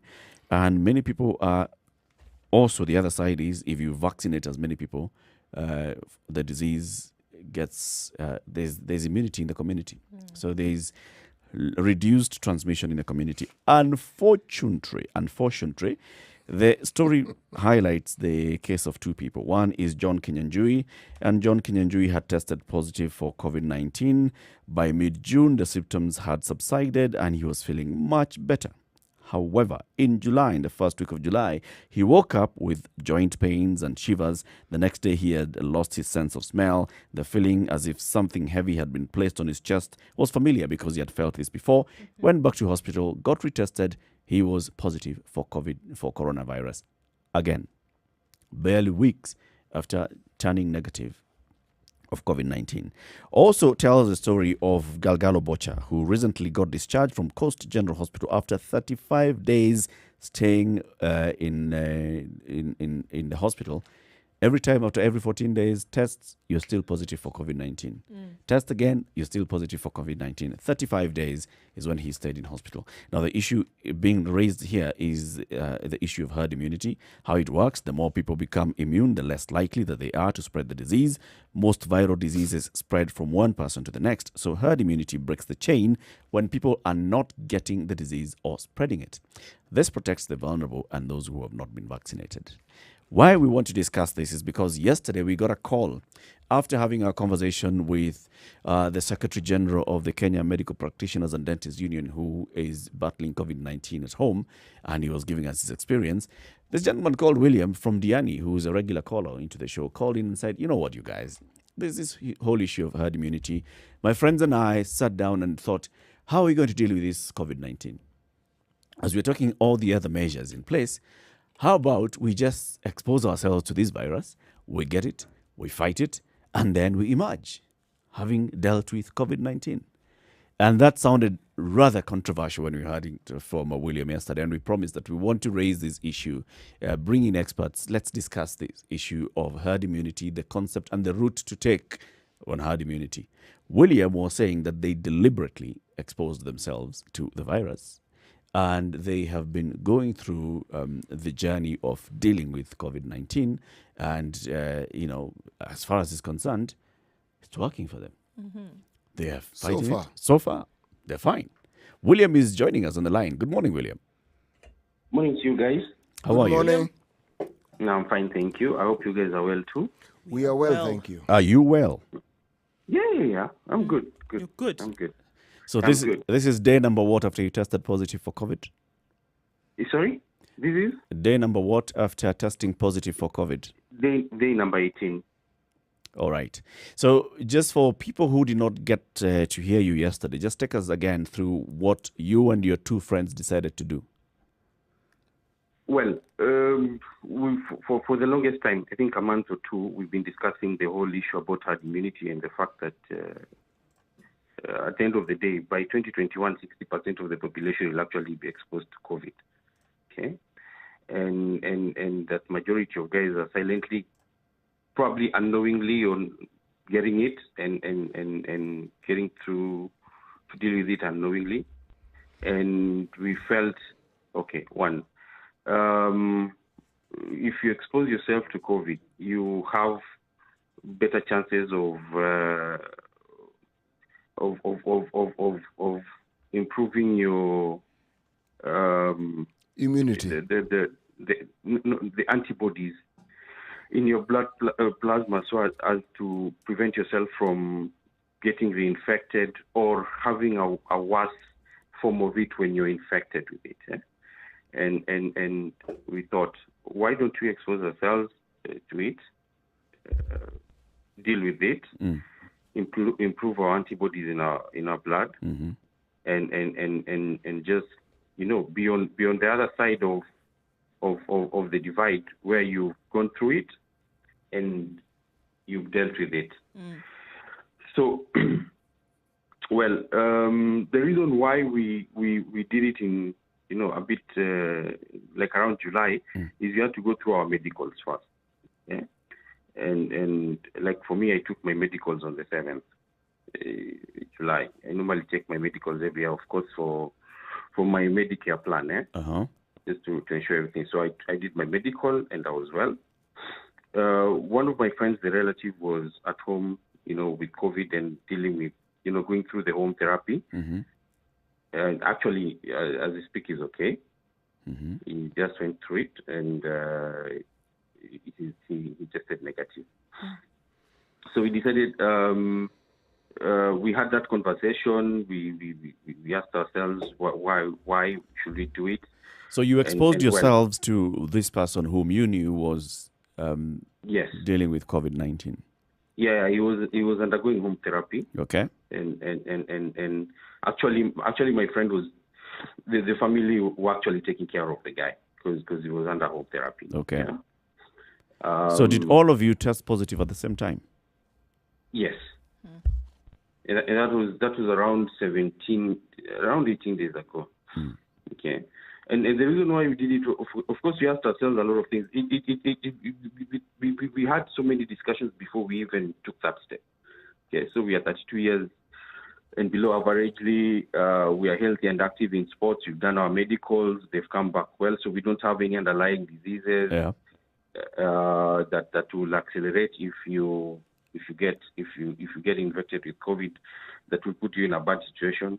Okay, and then we also wanted to take the responsibility to ensure that we were doing this safely. So, of course, we put our resources, and we had resources to ensure that we would self-isolate ourselves. Okay, and in fact, as much as everybody talks about 14 days, we wanted to do at least 22 days. So, like as we speak, I still have another 5 days of isolation for myself, for ourselves actually. Okay. So we had the resources to do that. So we had a place where we could isolate ourselves and do exercises. It's just a small villa, in a village away from everyone else. William, can I ask you, did you do this? Did you do this to prove that because you were healthy, active, and all, that you would get COVID and be able to recover, or did you do this to prove the theory that or to prove this particular theory? Exactly why did you do it? Or did you do it to be able to get COVID, get it over and done with, and then move on with your life? So were you proving a theory, or actually, did you want to get COVID so that you could be finished with it? We just wanted to get over. We just wanted to get done with it. That fear. We wanted to get over that fear. Of course, you don't want to play God. Okay, you just wanted to get over that. Everyone is majority of the guys are going to get it. Probably in most cases. I've been infected, gone through it, of course, and unknowingly. Right. Okay. But for us, we wanted to do it with being in control. Okay. So what happens, if I can ask you then, with all of these things being put into consideration, what happens if you get it again? Well, I can guarantee you. So this is like a summer holiday on the down low. So definitely we're gonna be on a very toned down interaction level for the next 2-3 months. Okay, and there's another factor to consider. We had actually planned to do a cycling trip to Dar es Salaam. Okay, the June-July period, and because the border is closed, we decided this is let's put our resources to this. We'll still put our active training. William, you haven't answered the question. What happens if you get it again? I'll still go through it because I've gone through it. Okay, I'm better prepared psychologically. Yep. I'm better prepared in terms of information. I'm better prepared in terms of what involves home therapy. Okay, I'm better prepared on what are the critical stages to go through it in terms of medication and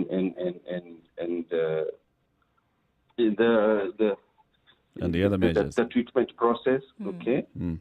Yeah, like I was telling you, William, yesterday, just as we continue this conversation, I want to bring in the expert in this, and we have Dr. Moses Masika, a virologist from the University of Nairobi. He's on the line. Dr. Moses, how are you?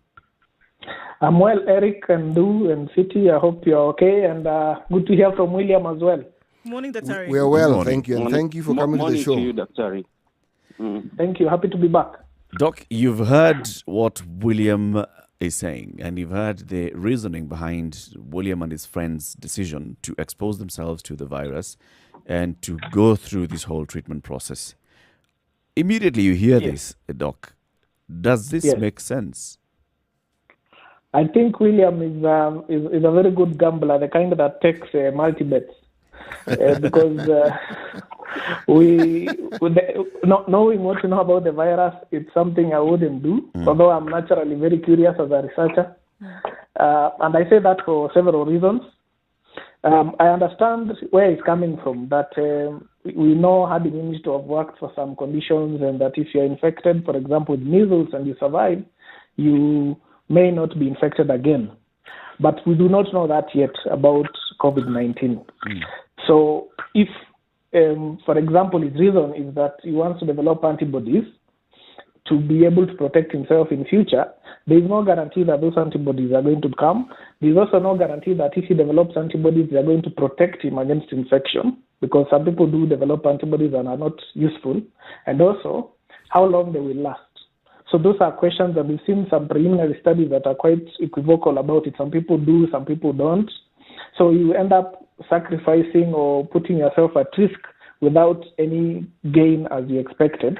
And secondly, we also hope that he survives the infection.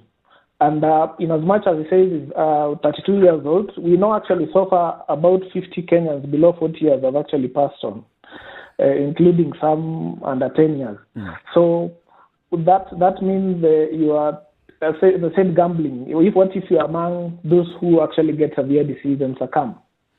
Additionally, but I think also, to be fair to William, he did not just get up and subject himself into this gamble. He says he went through the entire medical checkup. He checked the whole system. He was sure that his sugar levels are good. He was sure that his blood pressure was good. He was sure about the other things before taking this particular gamble. Yes, and you realize even, is it yesterday, the CIS was talking about people who are dying and have no underlying conditions? Yeah. Yes, so it's not that we don't get severe cases or deaths in this group. It's just that there are less, and so the people with underlying conditions are at a greater risk.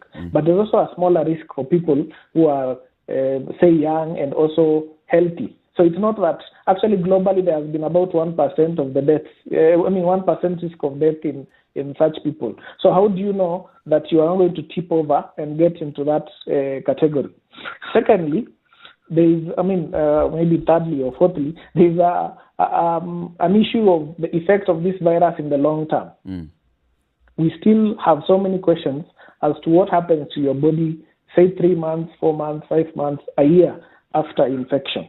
We've had people complaining of joint pains. We've had people complaining of easy or thick blood, making it easy to get clots, and many other things are being reported. As we make observations and get the evidence for this long-term effect of the virus, it will become clear that COVID-19 may not just stop after infection, it may continue for a while after. And this is not the first virus to do that. There are viruses that cause long-term effects after infection. The other thing is that as you try to expose yourself, you could actually be infected already. So what you are doing by exposing yourself is exposing others. And then because it means you don't take the measures you would to protect yourself, so you end up maybe staying without the mask or not doing any of the other measures like social distancing. And so you may be infected already and you do not know. And infection can be within a week. And even if you tested today, you could be infected today and test positive 3 days later. So that risk of exposing somebody else, infecting them, and possibly killing them if they are at risk of severe disease is real.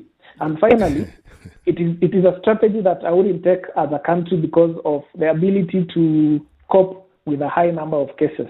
So if you have many people exposing themselves intentionally, some of them will inevitably get sick and they will need hospitals. What if the hospitals cannot handle that high number, which can happen if we don't control that rate of infection? So there are many reasons, as I said. Dr. Masika, if I hear you correctly, you are saying that there is not enough evidence at the moment about COVID-19 to enable one to actually make an accurate decision on what one should actually do or should not do. We have some evidence on how to prevent it. Particularly in this case, the evidence comes short when we are talking about immunity after infection. So you cannot say for sure after infection you are immune and for how long that immunity will last. We know with other coronaviruses, some people develop immunity for about 3 months. But it's not everybody, and it's not, 3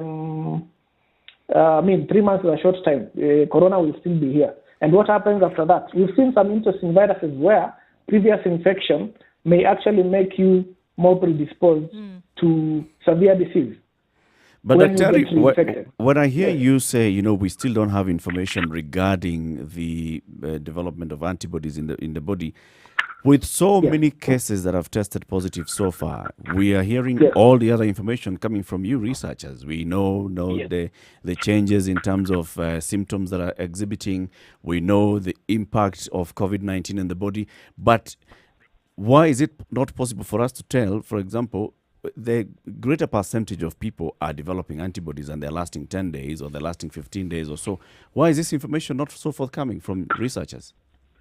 It's because of the several reasons. One is the kind of tests we have currently are not the best for testing antibodies. So there's a lot of cross-reactivity, which means somebody testing positive for a COVID-19 test may actually be reacting because they have antibodies to another coronavirus.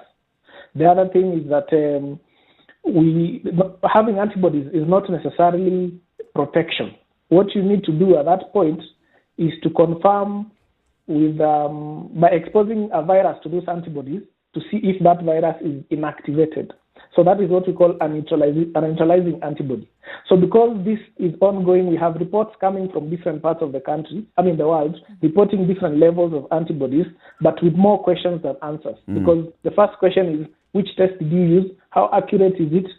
And secondly, what does having this antibody mean? Is it because I have survived COVID-19? Is it because I was infected with another coronavirus? And secondly, how long does this last? And will it be able to prevent recurrence? And that can only be done after we see a large number of people in the world, basically, who have survived COVID-19 getting re-exposed to COVID-19. That is not something that takes a short time to document, mainly because of the testing involved and also the numbers. Well, I think there's a very interesting conversation that's emerging here. And from what William has said he has done, he and his friends have done, exposing themselves to COVID-19 in his mind so that he can get it over with, deal with it, get it over with, and then his body is able to deal with it. But I'm sure that William will still be insisting on taking the precautionary measures. This is a conversation that we are continuing to have. Let's take a break right here on Spice FM, the Situation Room. We have on the line Dr. Moses Masika. He's a virologist, a researcher at the University of Nairobi. And William, a listener of the Situation Room, who called us yesterday and said, I've subjected myself and exposed myself to COVID-19. Me and my friends wanted to develop immunity. And it's around the whole global concept. It's not just a Kenyan or a Diani concept of herd immunity. It's a global concept on this. So we'll be discussing this as we continue. Good morning. It's 22 minutes after 8 o'clock.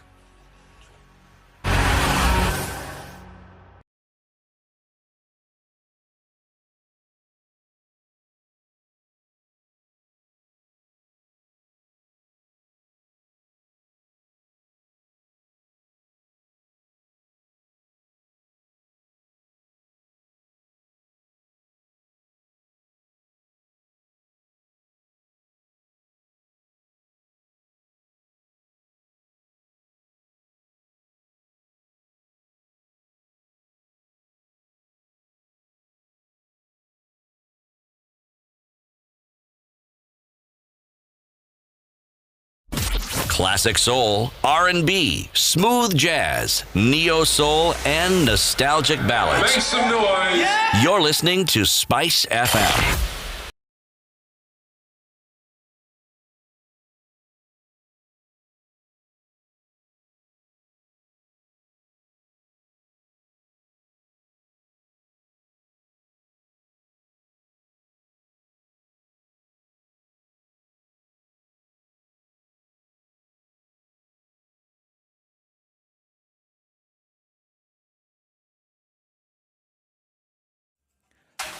Going up in Nairobi at 15 degrees, partly cloudy conditions are going to carry through the day with highs of 23. In Nakuru, it's partly cloudy at 13. Showers in the afternoon with highs of 22. 22 degrees and partly cloudy will be the forecast for the afternoon, and that'll be the high, where Nyeri is currently at 14. Foggy conditions in Eldoret at 13, and thunderstorms later with highs of 18 and lows of 12. Kisumu's mostly cloudy at 20. We'll see highs of 26 and lows of 19.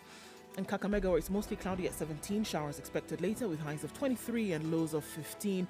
It's partly cloudy in Malindi at 24, highs of 28 and lows of 24, with a bit of a sprinkle in the afternoon. Mombasa is mostly sunny at 23. We'll see highs of 28. And in Kampala, it's 19 degrees and mostly cloudy, highs of 24 and lows of 18. Dar es Salaam, foggy this morning at 24, highs of 30 and lows of 22. Joburg is chilly this morning, but mostly sunny, 6 degrees, highs of 21, coming down to a low of 4. And finally, for now in Lagos at 24 degrees, clear skies all through. However, it'll change to shower conditions in the afternoon with highs of 29 and lows of 22.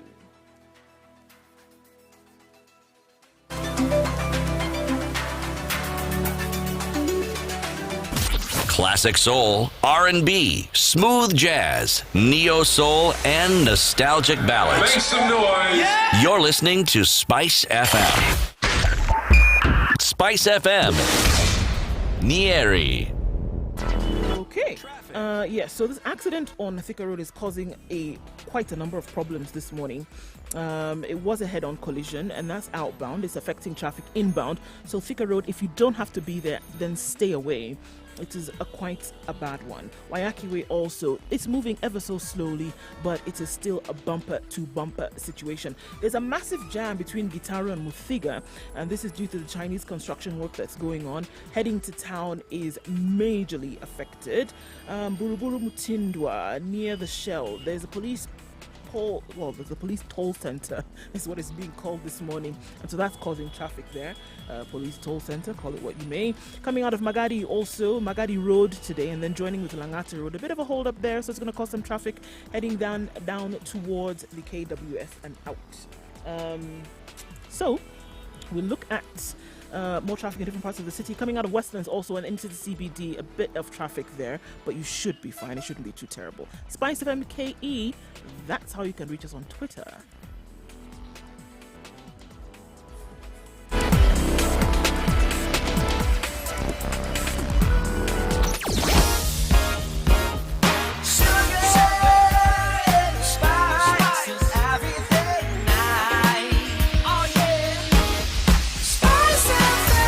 Spice up your life.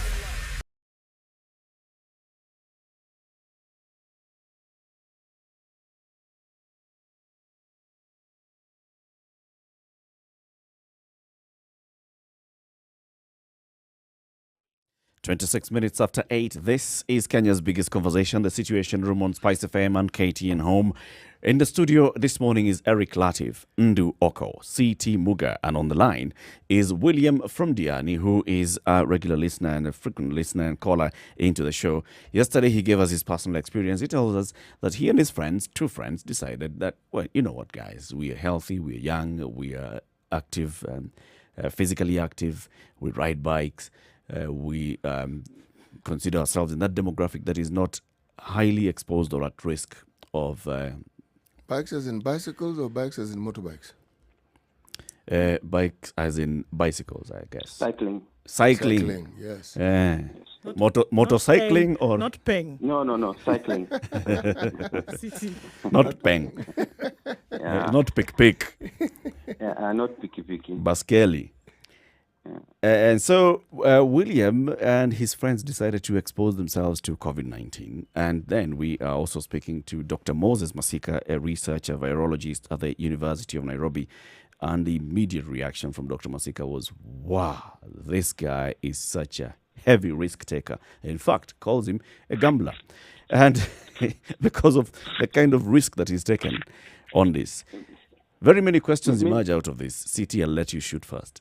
Well, if I were to go by what Dr. Masika has said, I would argue that William and his friends have simply just preempted what is likely to happen to almost every Kenyan, because there's so much information we don't have. Yeah. There are those who are symptomatic, people who may have COVID but don't show. There are those who have developed immunity. And we are not really certain about how far and how wide COVID has actually spread. So it seems to me that, and this one is directed at Dr. Masika, there is a likelihood that every Kenyan might actually get infected. Yes, CT, you raised a valid question that is on a lot of our minds. How many of us have been exposed? And in most parts of the world where corona has had its rounds, we are seeing, if you use the idea of looking for antibodies, about 10%. There are some that have reported quite high, some as high as 40%, but with questions on that. So it's possible that over time, a bigger proportion of the population will be infected, a bigger number of us. But this is controlled in the sense that the system can then handle those who get infected in the meantime. It's all about making sure the infections do not overwhelm your health system, because if you have too many people getting infected at the same time, then you end up with more deaths, or because you cannot take care of those who are sick. So even if all of us eventually get exposed, which is unlikely, maybe it will be at most 2/3 or thereabouts, over, let's say, the next 3, 4, 5 years, it comes at such a slow pace that the system can handle it, as compared to letting everybody get infected and then you deal with the consequences. I'm sure you've seen the countries that have gone that way with quite a bit of blowback. Yeah. And it's not a situation you want to get into intentionally. Right. If you can avoid it, it saves a lot of lives.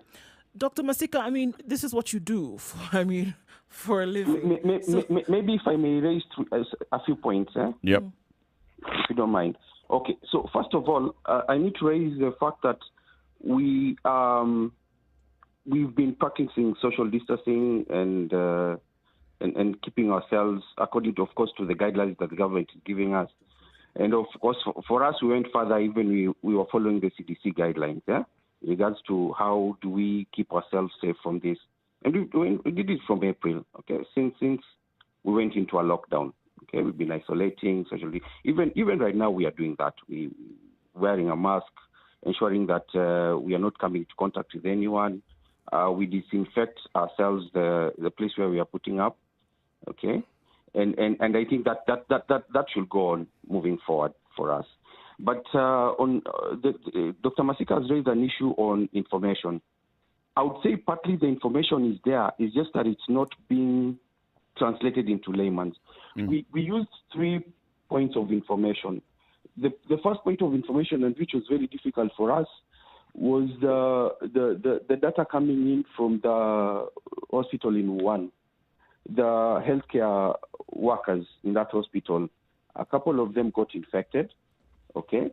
And the hospital decided, they got infected and recovered. And the hospital did a couple of testing on them, and there was some data that was documented. In fact, some of the nurses were coming back to donate their blood, and the blood was actually being used to improve and on the other patients to help them fight the COVID. Where is this information, William? Okay, so that information is on the Chinese on the Chinese medical. It's the Chinese version of CDC. Okay, but of course the difficulty in it is the translation, and the information is available on the Chinese version of the CDC. Okay, so but it's in Mandarin. Do you or any of your colleagues or friends speak Mandarin? We are very good with IT, so we were able to translate. Okay, that because it's a documented documented information. So if I can The understand other this point clearly, William, you got this Yes. information from a website in Mandarin, and because then of your not IT just one. I want to still expand on that. So our second So one point of one information is one from is a this website that was in the Mandarin Wuhan that you were able to hospital. then translate from a Wuhan hospital. from the Chinese version of the CDC. Okay. Uh-huh. Okay. Okay. The second was from Italy. Okay. And the Italian was it's a medical hospice organization that these what do you call them, the palliative healthcare providers. They were actually part of the frontline workers initially when Italy was dealing heavily with COVID, the first wave of infection. Okay, they the hardest hit were these home for the aged and palliative care institutions. Okay, so they had a lot of data in that area. And our third point of information was Johns Hopkins.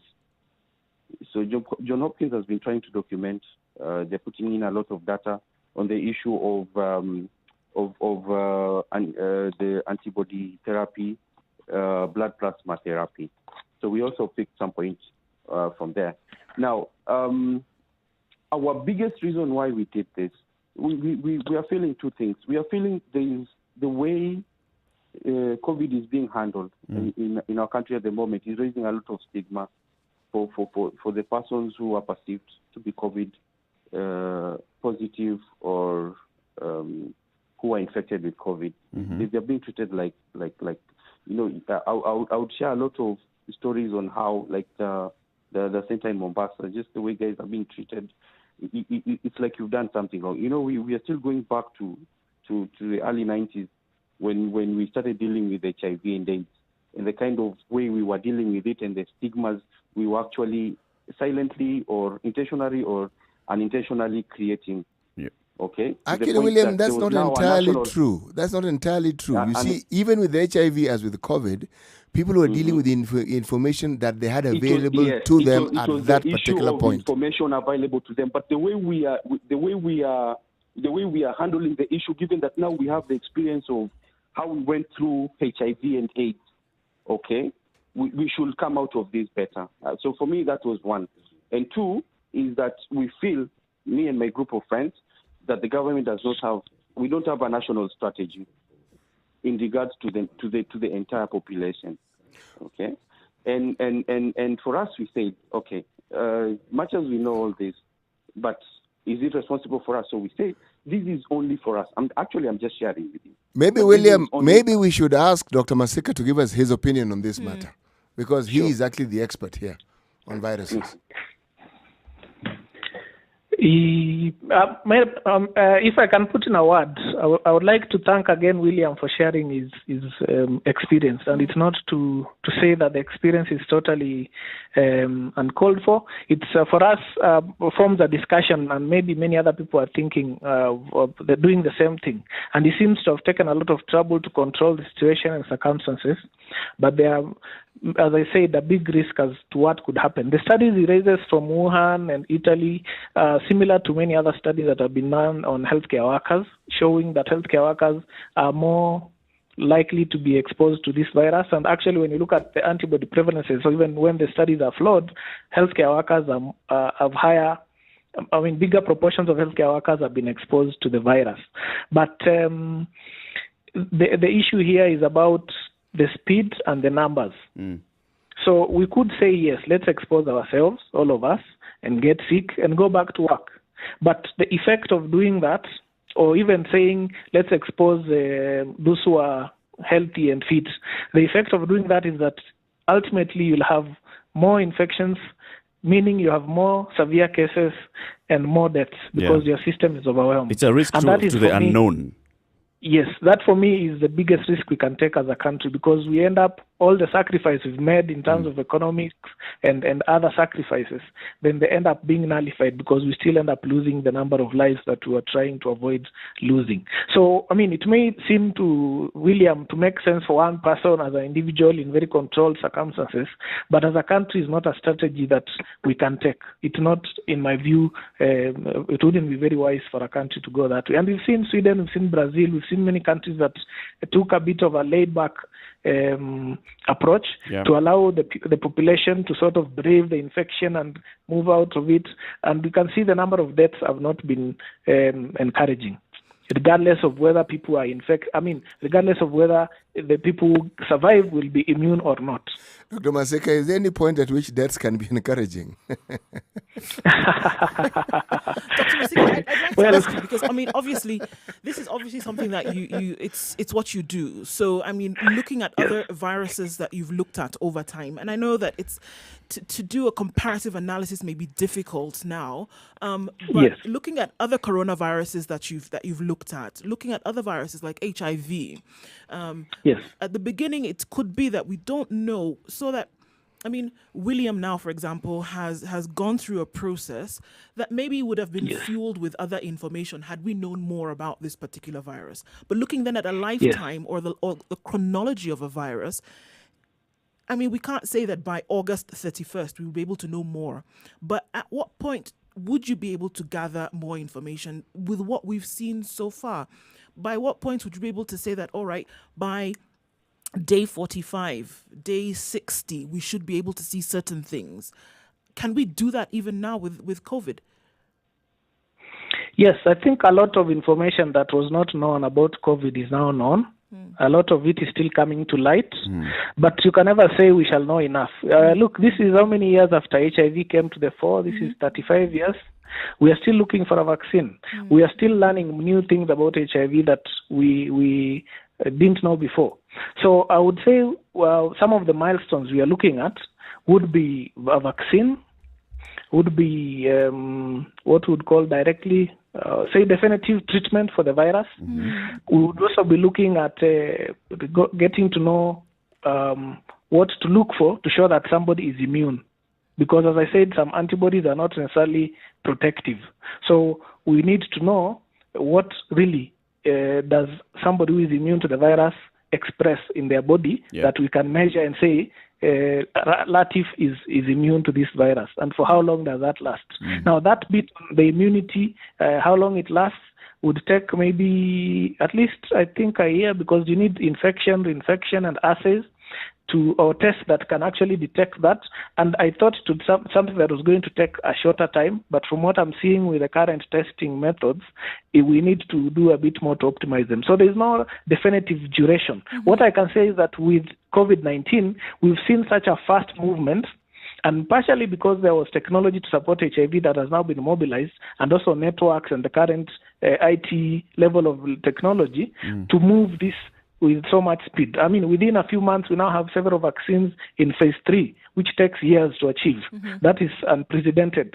We have many other molecules or many other products in earlier phases being tested. And we've managed to, say, get a full genome of this virus within a week after it get what we call the PCR tests that are being used within a very short time. So the speed with which information is being developed is quite fast, because of the various reasons that have made it possible. And I think we're probably going to move faster than we did for HIV. The question is some of the milestones I placed, like a vaccine, the definitive treatment, definitive measures of immunity, may not you may not necessarily put a timeline to them, because you could look at something that is very promising, but at the end, when you test it, it doesn't work as expected. There's something else, Dr. Ari, that you had said that's coming to light, and this is the effect that COVID-19 is leaving on a body. After somebody has tested positive and then they test negative for COVID-19, there's what is left on the body. Can you just shed some light on what has been found so far? Well, so far there's that bit of prolonged positive test results where somebody is testing for weeks positive. There are a few people who have been shown to do that, and sometimes it's not because they have been reinfected. There's been no documentation of reinfection as such. It's because we think either for people who are very sick and they had taken in a lot of the lining of the airway going into their lungs, and this lining was infected. So when they eventually start to cough it out, some of it still has the virus, and because the virus at that time is the nucleic acid being tested, what we call the RNA. It may not necessarily be infectious. It may not necessarily be able to infect somebody else, but it will be detected on the test, because the test tests for nucleic acids, which is basically the genome that comes from the virus. It may not necessarily be infectious. So there's that prolonged shedding where the test will be positive rather than somebody being reinfected. The other thing is that even after testing negative, what the virus had done to the body, the inflammation system the inflammation that had started in different parts of the body may have a longer term effect. For example, if your blood vessels are damaged, that may not go away immediately. And if other organs were affected, they may not recover immediately, and they could begin to suffer from other effects that we haven't documented properly right now, but we are seeing in a few people complaining about different things long after they test negative. So there are effects on the body itself that we do not know yet. We think with time we should be able to document this. In how many people, not everybody develops them clearly, but we don't know what proportion does. But secondly, there is the issue that we are yet to resolve about prolonged shedding of viruses. How come some people are shedding this virus for weeks? And where is it coming from? Is it because it's multiplying in the body? Is it because of the residual cells that are died and were dumped somewhere in the lungs and are now being coughed out? So it's not very clear as to what that could be due to. Okay, William, I'm coming back to you, William. Then, I mean, your 22 days of now self-isolation ends in about 4 days or so, right? So then, even before this conversation, then what was your intention after that? To come back out, into society knowing that you've had COVID-19 and that you're all right, or then to continue protecting yourself, or how then, or what was your intention thereafter? Of course, for us, we will still, because we are trying to prepare for a sports event. So we will still be in isolation too. Like I said, this is a journey we decided to take, the three of us. It's our experiment, and we are prepared to go for the long haul with it. And we do not have actually any intentions of, how do I put it, of being irresponsible. Let me say that. Yes. Did you at any one point speak to a doctor, a medical practitioner, and tell them of your intentions? Actually, one of my three friends is a doctor. But he planned to do this. So speaking to somebody outside of your circle, did you speak to anyone like this? Actually, even the doctors, when we were doing we did our comprehensive medical checkup at different dates, but at all the three medical checkups, we were in discussion with a group of doctors, of course privately, because we do not want to. Yes, we are not doing this to maybe to spur a discussion or anything. This was just a journey for the three of us.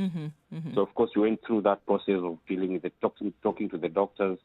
We even talked to a couple of doctors in States, of course, through Zoom a couple of times. We are still in talk with them. Okay. Like I said, for us, it's a journey we've decided to take. I'm curious as to whether doctors, I mean, I know that, there's confidentiality between your conversations and such, but I'm curious as to whether you told them of your intention. You told them of your intention to go ahead and expose yourselves, and they gave you their approval? We were not seeking any approval. Of course, most of them... You were just telling them of your intentions. Okay. Yes, and we were not seeking any approval. Okay. We just needed to get some guidance. on now the issue of the therapies, the issues of the preventive, the control medication. Yeah. We needed a lot of information on now the three of us, what to expect, okay, the signs and symptoms, and the preparation for it. Would I be right in saying that you went through a very rigorous process of trying to understand as much as you possibly could about not only COVID-19 but what might actually happen to you? Yes, and we put a lot of resources in it. Like I said, for us, me and my friends, we're in a group of thought. We feel the government does not have a strategy for this thing. Okay, and we said we have the resources to take ourselves to. I wouldn't want to call it a social experiment, but it was an experiment between the two of us. You know, it looks very much like a social experiment, though. Yes, it is. But you know, when you say a social experiment, then it's something that we intend to replicate. But this one we don't. Actually, it's not you who will replicate it. Once the example has been set, others may choose to. But on the matter of the government not having a clear policy, tell me which government on the planet has a clear policy where COVID is concerned and an effective policy. Which one? No. I don't want to turn this conversation political. Okay. I was just saying, for us, we felt frustrated. We felt frustrated that there wasn't a strategy and there wasn't a lot of information forthcoming in regards to this. And when we started researching and seeking out the information, we felt that the people handling this could be more responsible. They could be more forthcoming with information. We could have a better strategy in preparing the population on the issue of COVID. Sounds like this was an evolution process for you. You started off by seeking information, and then you you arrived at the decision to go ahead and take some action. Yes, and the way Dr. Masika is saying it, this information is not coming in batches. Let's say in batches 2 months, twice in 2 months or something. This information is evolving overnight. Yeah. Okay. The information trickling in is evolving overnight, but the trickling effect of this information to the masses in Kenya, it's taking time. Okay. Because if you look at CDC's guideline, for example, let me give you an example. If you look at the guidelines that they've issued, this is their 6th revised guideline in a span of 32 days. Okay? For us, that information, unless the information is being shared with a few healthcare organizations, maybe Cambridge and as such, and Kenyatta Hospital, but that information needs to be public, one. Two, the information has to be interactive. Okay. Yep. I have not seen forums where people are being called in, even on Zoom conferences or such discussions, to further understand. I'm a believer of thought, training trainers.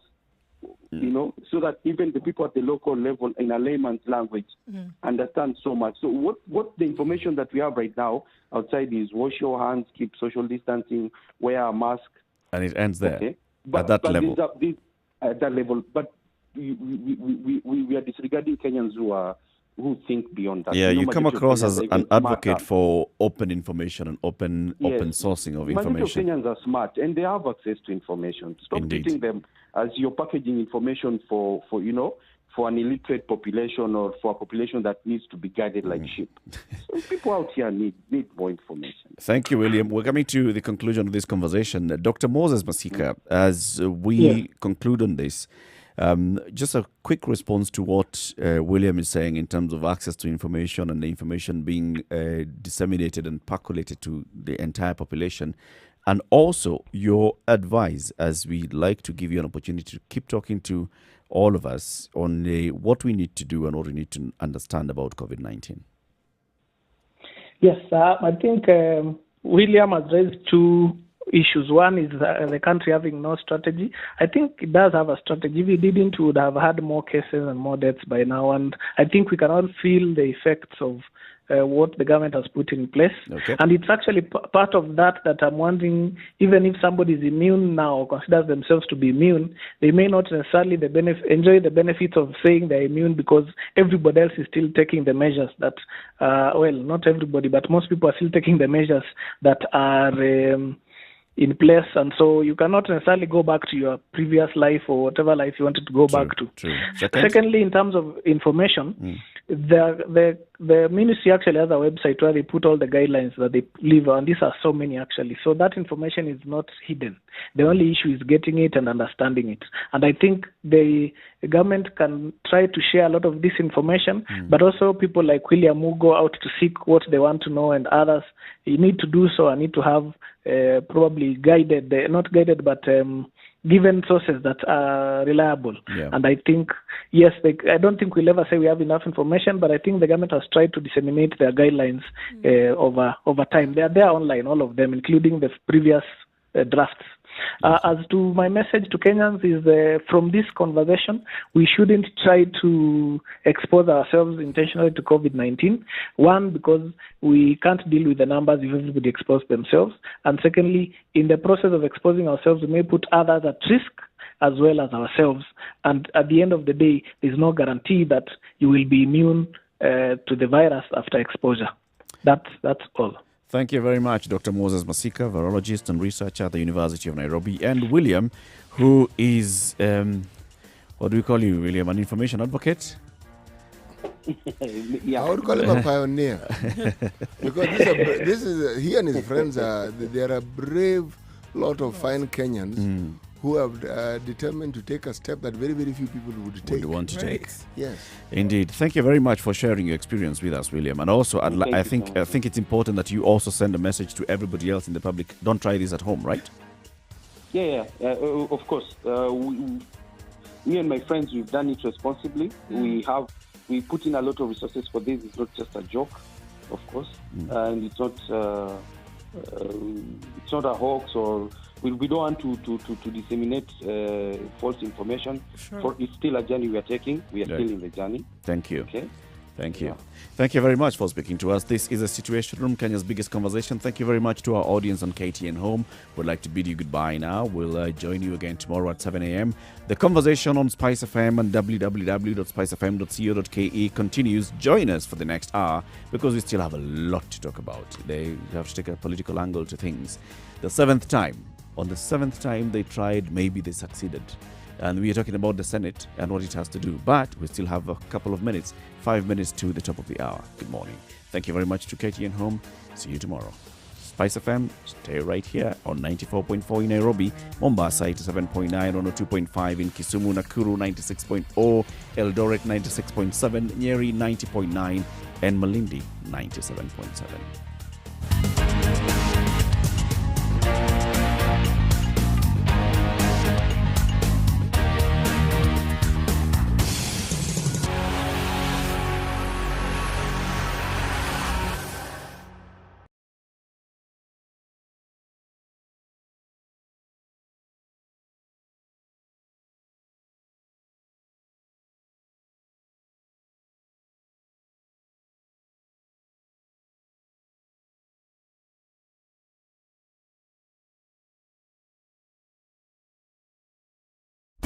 Classic soul, R&B, smooth jazz, neo soul, and nostalgic ballads. Make some noise. Yeah. You're listening to Spice FM.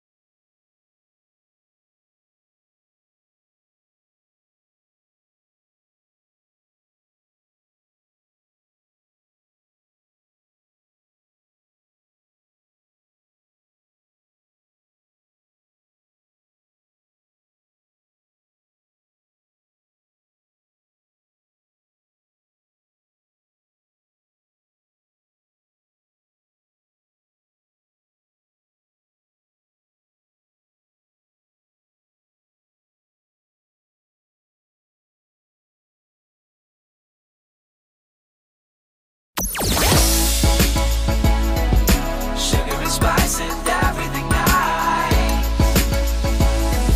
Spice FM. Spice up your life. Mature, intelligent talk every morning. Spice up yourself.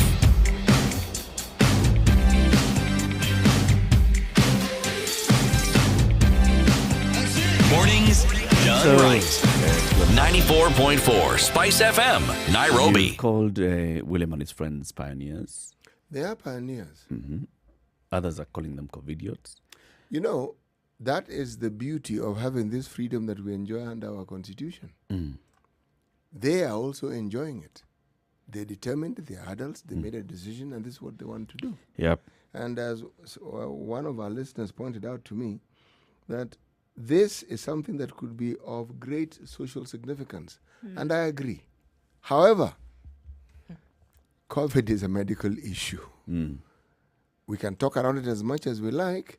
It's a medical issue. And if there's one issue that has never had the sort of enormity this one does, because it's something that has gripped the entire planet. Yeah. It has very many angles to it. Yes.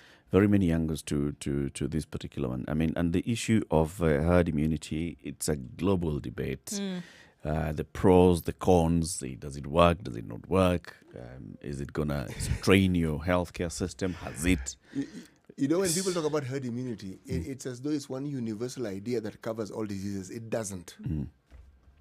You will find that herd immunity for one disease doesn't quite work the same as others. For instance, if you look at the information that is available, in measles, for herd immunity to happen or to occur, you need 19 out of 20 people to actually have it before it can. Okay. Yep. In others, you need 60%. In others, we don't know. No. COVID falls that category of what we don't know. Yeah. Yes. We don't even know whether you actually even develop immunity. Man, starting from that point. Eric, we don't even know how many people have been infected. We don't know how many people have it here where we are. You don't even know if herd immunity may have taken place and then flopped. You don't know. Coming to the top of the hour, CT Muga, let your eyes speak to your heart. Well, no, the eyes actually simply, in that speaking, never forgets what the heart has seen. Oh, Bambi. All right. Why? When you hear hurt, what is it about you? And when you hear hurt, you're like... It just pumps blood. What's there? Nothing, Joe. It's clear that, yes, her speech patterns get altered. And she hears a hurt. You know something? What is it? Think about the heart in terms of, say... A muscle. No, let's leave the muscle. Let's talk about romance first. But that is the reason why she's even rolling her eyes up. Let's Good not. morning. It is 9 o'clock. Sugar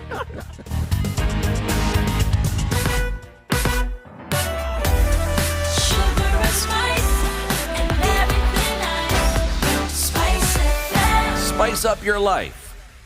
94.4 Spice FM, Nairobi. Traffic. Yeah, so it looks like Thika Road is going to be a mess for most parts of the morning. In and outbound, unfortunately, because of what we see, that accident that took place there had a number of accidents around this morning, and it's because people are in a hurry to go where? I don't know. But you need to take it easy, guys. So it's ending in terms of traffic right around Mombasa Road. And hopefully that won't last too long. After you get past the construction that is happening around Bellevue, you should be fine then heading towards Nyeri Stadium roundabout. However, you're going to get onto Huru Highway and then you're going to join in that bumper-to-bumper traffic really all the way towards Westlands. Getting into the CBD, though, should not be too much of a headache. Coming off of Thika Road, we already know it's going to take you a minute or two before you get into the CBD. Coming off Gong Road, coming off Langata Road, also into the CBD should not be too difficult. All right. Anything else? Let us know what you see. We still have about half an hour or so in traffic hour. So if we can get people moving a little bit quicker, let us know. And safely to Spice of MKE on Twitter.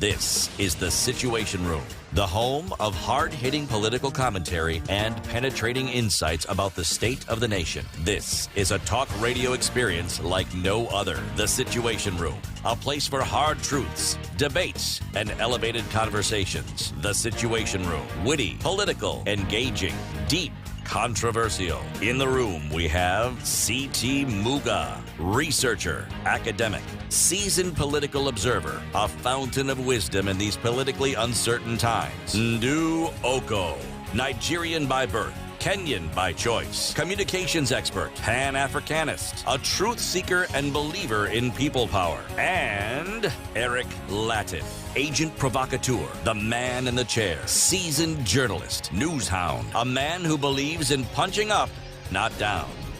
This is the Situation Room, the only If way to there's a start your day. Procedural conversation, something that is just, it's expected to happen, and then it takes a whole different twist and very many turns. An example of them is what's happening right now in the Senate with regards to the proposal by the Commission for Revenue Allocation on the third basis formula for division of spoils within the counties. 6 times they have attempted to get consensus, 6 times they failed. But first of all, let's even go back to since April last year, when the CRA sent their proposal to the Senate, senators kept quiet. And what politicians did is, because they were seeing that we're going to have the census in August, they started rallying their troops. Now you can see and understand why the conversation around the census was almost being overtaken by politicians, as opposed to being driven by the Kenya National Bureau of Statistics, or what the census is all about. And politicians were the ones who were there telling people, we are going to ferry you so that you can be counted, and your numbers shall reflect as numbers of this particular constituency and this particular county. When the results came out, we still saw the greatest reaction coming from politicians. Those that were saying, no, our numbers have been tinkered with, our numbers have been doctored. How can our population reduce? What are you talking about? How? Where did 200,000 people go to? And all that comes to a head when you come to Parliament or the Senate and you realize that the proposal by the Commission on Revenue Allocation has changed some of the parameters on how money is allocated to counties. And it gives some sort of prominence to population this particular time, as opposed to previous 2 formulas which were not giving such high prominence to population. And so it brings the whole issue of, is this another drive, renewed marginalization? Is this a new way of those who do not want to support devolution to fight devolution by coming up with a formula that just denies counties that were hitherto marginalized more resources that can elevate them to same development, or at least closer development level as the rest of you guys that have had for the last 50 years. It brings in a conversation where people now start talking about, why are we giving money to trees and camels and goats? Money should follow people where people are.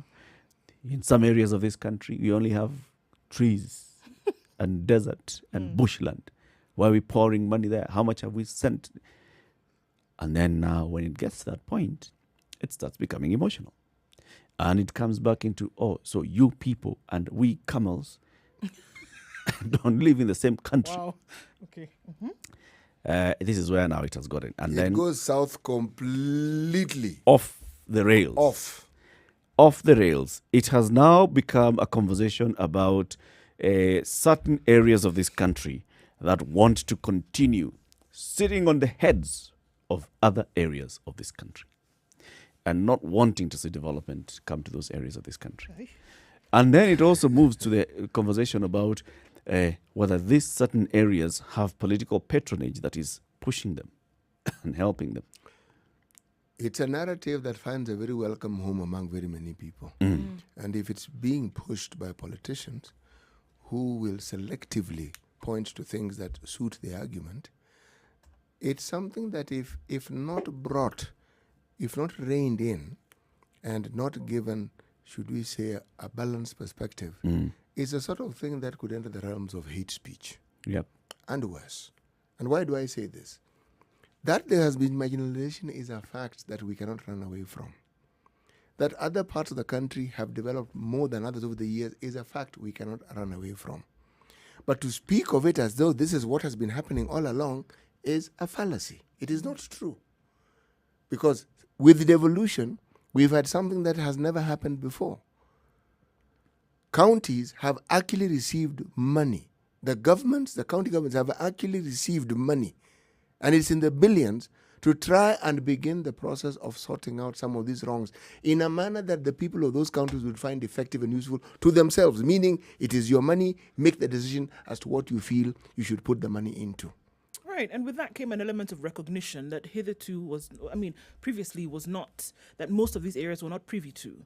That, all right, there were so many conversations that took place in Kenya at that time, or so much agitation that recognized us also as part of this republic, recognize us. And so what devolution did is that it allowed that to happen. And I don't think anybody can really say, if they wanted to deal with even the slimmest iota of honesty, they would not then be able to say that these areas that had previously been marginalized, as it were, then did not get any attention. It just is not true.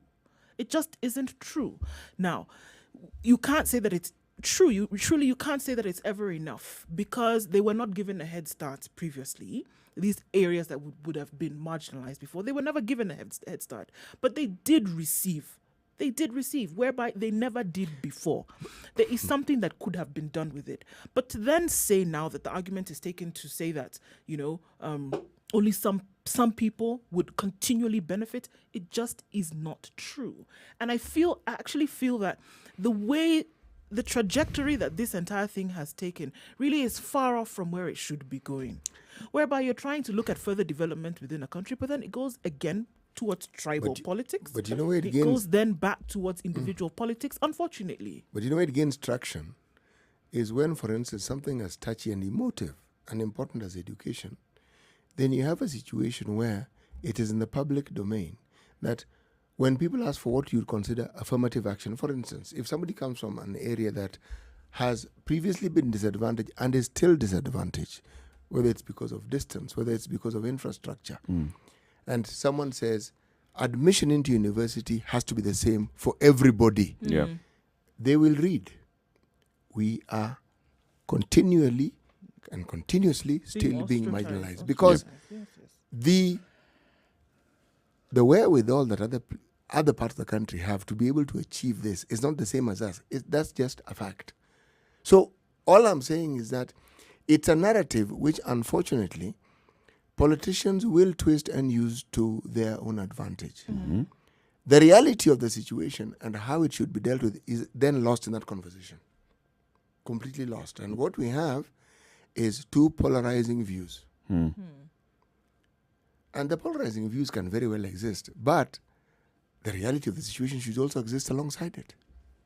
Several things, need to be laid on the table. Number one, and a conversation that, like you said, CT, we cannot run away from, is the fact that we, with devolution and with Constitution of Kenya 2010, we sought to bring equity. Deliberately sought to bring equity to the country, so that every person in this country feels that they belong to the country called Kenya. Also, we sought to ensure that those that were for a long time not receiving as much support from the national government as they should have, or from the rest of the country as they should have, start feeling that they are being appreciated, and they start feeling like they're being uplifted. And they get more resources, something like, all the kind of money that we are talking about going to those counties, so that they can accelerate development to bring it closer to those others. Another conversation that we cannot really run away from is whether those counties then have embraced what has come as the benefits of Constitution of Kenya 2010. Whether the leaderships of those counties are seeing the opportunity and saying, this is an opportunity that we have, and I've got the primary job that I have only one job to do, to make sure that every shilling that I receive goes towards developing my people, so that my people can also get as close to the development in the other parts of the country as possible. Those conversations we must have. Then the other conversations that keep coming in, and I don't know whether we must have them or not, is when we start pitting them as communities against one another. When the conversation moves into saying that the people of this certain region if you look at them, they are the ones who are not for this constitution. They are the ones who are not interested in development and addressing the plight of the others. That is another conversation that now comes into this realm, and I'm wondering, maybe Where did it come sometimes from? maybe sometimes it's important to address some of these skeletons, bring them out, and think let's iron it out. I think it is appropriate that they should be addressed. And if you're going to address them, then let's start from what I may call the beginning. Let's talk of independence and the period prior to independence. Who was advantaged and who was disadvantaged? Let's start there. Okay. And then look at the progression, because you will find that before independence, there were parts of this country that, should we say, did not experience the same horrors of colonization as others. So they didn't experience certain disadvantages that others did. Now, unfortunately, this is a tick and dog situation, because some of the areas where there was the greatest influence of colonialism, and I'm talking about the negative aspects of it, came the influence of positive, because you had a face-to-face with these people and you could see what they did, how they did it, and you could emulate because you saw the benefits of it. Those who didn't have it had an absence of it. You're talking about schools, the availability of them. Independent schools that some people developed. Yeah. You need to go a little back into history and be a bit realistic as to some of the things that happened, because the entire country was colonized. But not everybody was put into gulags. Not everybody had to fight for land that had been taken away from them. Not everyone was displaced and moved around. These are the realities. There are communities that were pushed out of their land completely and given 99 years, some 999 leases. What I often ask, what language were they speaking when they were making these deals and getting people to sign these things? Understand what it meant. There are all these things that need to be addressed. And then if you move into independence and the time after, there'll be other issues that will come up. If you talk about the period after the first presidency and the second, there are issues that still need to come up. So where do we want to start? So are we saying that the remnants of these issues, of these things that happened, even pre-independence and then independence and then later, are still the issues that are being dealt with now, even right here in the middle of this Senate conversation? Or they're being brought up, not dealt with. They are being brought up. So the remnants of them are still being brought up. They're being brought up. That is where it's coming in here. And that is what is tainting or clouding the minds of people right now, that they cannot come up with a decision? No, that's really not it. There are two separate discussions taking place here. Remember, the discussion about the disparity is just a discussion on its own. Even last year, this disparity existed. Even the year before it existed. Yes, it did. And money for the counties was still given. So why is this discussion taking place now? Has there certainly been a bigger disparity than there was previously? Still the same landmass? Precisely. And the discussion that has also come in now, resources within counties. Who should benefit more? These are viable discussions that must be had. But you must have it within the context of understanding a simple thing. We're a nation. And you must understand that in this nation, even as we talk about these things, there is the role that this thing that we like talking about disparagingly, the government, the role the government plays. And in the absence of government, some of these things that we talk about wouldn't even be what they are. So how do we write our thinking so that we actually demarcate and we compartmentalize and say, look, are we talking about sorting out historical issues? Or are we talking about dividing this 300 and how much? 16.5 billion shillings. Okay. There's also the conversation, even and the addendum to that, 316.5 billion shillings against a national budget of 3 trillion shillings. Yes. So where is the rest of the money? 2.5 trillion shillings is being left to the national government. Yes. How is that 2.5 being utilized? In short, where is it going? To develop the entire country. Yeah, where is it going? Because that's the other conversation that's also emerging. It must be had. So as we talk about dividing this 316.5 billion and how much each county is getting, the 2.5 trillion that is at the national government, where does it go? Where does it go? In which parts of the country is it more concentrated in, and which ones is it not? That is also another conversation that we must have. It most certainly must be had. And indeed, when people complain about marginalization, that conversation cannot be wished away. Yep. It must be addressed head on. This marginalization that we speak of, what is it in, and what do you think ought to be done? You, the person who feels, you, the people who feel you're marginalized, what ought to be done for the process of righting this wrong to be righted? What must be done? And this is where now I fault both sides of leaders, all right? Those that are advocating for this formula to be rejected, and they are arguing on the basis of marginalization and continuation of marginalization, because they're not saying this is what we'd like to see. No, they're not raising the conversation of even asking hard questions on the other 2.5 trillion. They just mention it in passing. They don't focus on this is what 2.5, the amount of money that we've received in the last 7 years, 3 billion or so for, or X number of billions for these counties. This is what it has done. And can you see what we are talking about as a country? If you continue to ensure that these people are allocated this amount of money, we are going to be able to get to this certain point. We don't have those conversations. Those people are raising the issue of, oh, someone called us trees, someone called us camels.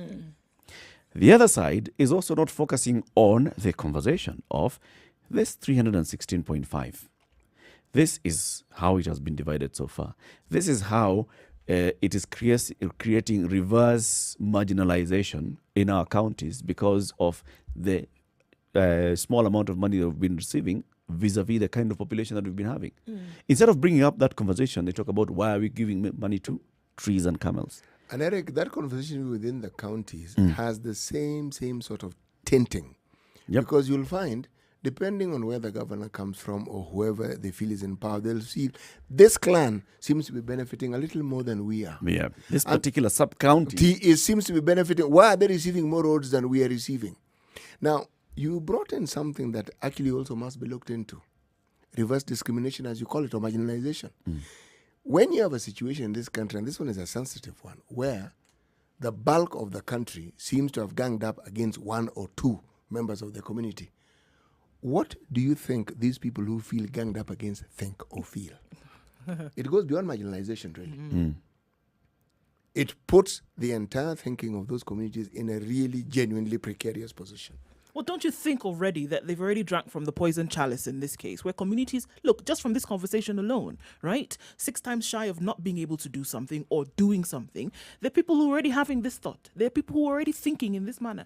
There are communities who are already believing, just from the words that are being uttered, that, all right, it could be that this is the case. It could be that they cannot agree on this because we who were marginalized before are now being re-marginalized because of this conversation that's taking place. And this is one of the dangers of what this conversation can actually bring about, because people are going to get into that mode of thinking already. The conversation that people perhaps don't particularly want to have is what it is that the leaders of our counties have in terms of responsibilities to their people, and really the pertinent question, what they have done with the billions that they have actually received. Nobody wants to answer this Why question. I talk about this reverse discrimination is this.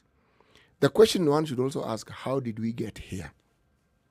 How did we get to a point where you're in a country where the bulk of your country people or your countrymen and women don't seem to agree with you or see eye to eye? How did we get here? And conversely, how did you get to a point where you decided that this marginalization must focus on 2 or 1 community? What is it that happened for us to get to that particular point? Now, these are questions that must be asked, and these are questions that must be discussed.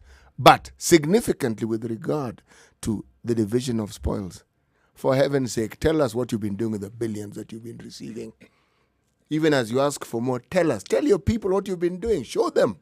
You've been spending it. You must be spending it on something. Then the clamor, look, I tend to agree, because then the clamor would make sense. There's this agitation for this amount, or to say that we need more, or don't take away from what we were receiving last year. To me, it would only make sense if you were able to have a track record to say, this is what we've actually done with it. And it would make sense for us to continue getting this amount or more, because then it would allow us to do this, that, or the other thing. But unfortunately, there's that audit doesn't take place. It is not the lead of the conversation. Never is. Where it should because it should be starting by saying, in 2012, the number of primary schools in my county were X. There you go. In 2017, the number of primary schools in my county, X. In 2020, this is the number. And you see, it's because in 2013, we had this money to spend. In 2014, we had this money to spend. And you can definitely there show. You see, And if you take this money away, if you take this money away, this is what we. This is this what's is our going to projection. happen. Talk about health facilities. We have Yep. this number of Yes. people in this county who are suffering from this particular disease. Yes. And we find that we are prone to this because of the geographical area, because of eating habits, because of food that is available in this area or food that is not available. And because of that, we've had to put up certain health facilities that require certain equipment to treat these diseases that people are predisposed to. Yeah. We have been able to do this over the last 5 years, and we've seen that the numbers continue to grow because of certain things. There are other measures that we want to put in place to allow this to happen. Without these much needed funds, we are then not able to do this, that, or the other thing. It seems to me that that's the conversation that you want to have for a functional government. You don't have those conversations. You're basically telling people, give us the money so that we can do whatever it is that we wish to do with it, and then don't complain. It plays on a psyche that has been labeled a Kenyan psyche. Eric puts it well. Kick the can down the road. Look, it is easy to explain your problem when somebody else has brought it upon you. Yep. So Create an enemy. Yes. And Let that galvanize people around that enemy. Let that person be responsible for the problems that you have. This is one of the problems in a republic like this, whereby the cake, excuse me, Bless you. is the cake on the national that everybody gets to share from. In the federal system, whereby every governor is a god, his own mini president, you have federal funds that you use at the state system. You get only a little part of the state kitty. The rest of it, you will come up with income-generating activities to fund your government. There's only It is so your much. government. Oh yes, there's only so much that the national government will give to you. The rest, you do it yourself. So guess what? Your people complain, it is you. Your people celebrate, it is you. When you come back and you talk about how the nation is doing as a whole, then you may contribute on what they've asked you to do with it. But in the meantime, that little area that you've been given to govern, you will look for the funds that you will use to support that area. None of this drama coming back and making noise about how some people are marginalized or not. You have your group of people that you have to deal with. You know, that adds to the kind of problems that we have in this country, yeah? Because there's a group, it appears like we have two groups of people. One group does not want to let go of keeping the national treasury. Okay? One wants to be the one that controls. You collect all the money, bring it here, then I'll give it to you. I'll give you kidogo. There's the other group that does not want to have that responsibility of saying, I've collected this much and this is how much I want to spend. And of course, there are those that have the fear of, if we allow each of them to collect and spend, then we're basically saying that there's going to be a lot of lack of transparency in collection and expenditure of the same. Which is why the CRA, the experts at the CRA in their wisdom, have started introducing some of these elements into the conversation. One of them is talking about fiscal effort. That your revenue generating capacity shall also determine how much you receive from this national kitty. And it gives, so far it's been given a 2% threshold, but it's a 2% of a good conversation to start having. The other one is prudence, financial prudence. The money that you received, looking at the reports by the Auditor General and other reports, how did you expend that money? So if the Auditor General's report gives you a clean bill of health, then you get the entire 2%, tick, and you receive a higher allocation, which I think is a conversation that now we should be having going forward and saying, you know what, some of these things that have started being introduced, maybe we increase this percentage, remove the percentage from population and give some extra more percentage on fiscal effort and prudence. How did you spend this money? How do we grade you from your previous performance? How have you behaved so far? Eric has actually hit the proverbial nail on the actual head. You know, that issue of performance and the previous performance is also subject to actually this very discussion.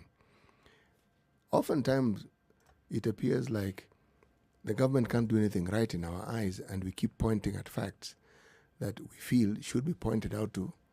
But other people see it as government bashing. But it's historical. It's what we've seen. So the discussion is, we are here because of what has happened in the past, but we cannot then talk about the present and not talk about how we got there. And we know. If the government acquires a certain reputation for not doing what it says it's going to do, what do you expect? You say something, people disbelieve you. Has this not been the bane of COVID? Yep. The government says it's COVID, people says, No, whatever. What COVID? Now look at who was getting the contract to supply PPEs.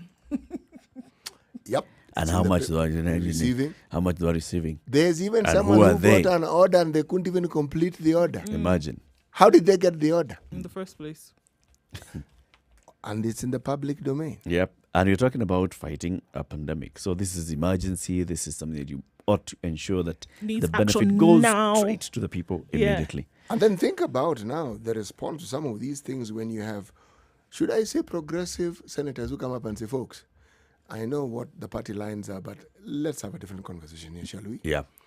And do you see the response? The answer to that is that essentially we will throw you out of the party for coming Toe up the with line. if you don't toe the line, we throw you out for coming up with something that would actually, if you want to look at it, would make some sense, right? In order to move this conversation along. So what kind of, I'm trying to think of the word that, barbaric behavior would it be for you to tell somebody, you know what, whatever it is that you're coming up with, Whatever makes you're sense. thinking, stop thinking. Yes, just don't even think. We're telling you this is the way in which you're going to operate. In the days of freedom fighting and what have you, in the times when we're in college, there's a word that was very popular. Reactionary. You want the status quo to be maintained at all costs. Yeah, so and don't dare think. you oppose it. Don't think, because now thinking leads to speaking to doing. So don't think. Yep. Don't. Just follow. Just Let's say, this is start what from you that said you're going point. to do. Follow. You are in there. We have sent you in there. We are the ones who put you in there. And you're going to follow what we tell you to do. And if you misbehave, And we're not we going to remove explain to you why. You don't have the capacity to understand our thinking. Okay? This simple thing that we've told you. You Follow. just do what you've been told to do. Then we'll give you more responsibilities of listening to more serious things. Yeah. Which, again, you must also follow. Just listen. That brings us to the point of the conversation where we'll be asking you to join in now. We are seeing that the senators are being pulled and pushed by their political party leaders. Sakaja Murkomen may be kicked out of Jubilee Party, wants the Jubilee Party Deputy Chairman, Vice Chairman, Mr. Murathe. He says that, you know what, what we expect to see is the Jubilee members of the Senate voting in a certain way, which is there's a proposal that has been put forth by the Finance Committee of the Senate, which is chaired by one person that we have told how to present this report. The rest of you shall just vote yes to that report and we move on. If you don't, mutakipata, and you will be here. So that's what we're asking. Is this really advancing democracy? What question can we ask? How would you explain why the three? Let me just maybe help you to form that question. Because this is the question that came from the Jubilee Party Vice Chairman, David Murathe. How would you explain why the three that you've mentioned, why went against the formula, yet their counties had benefited?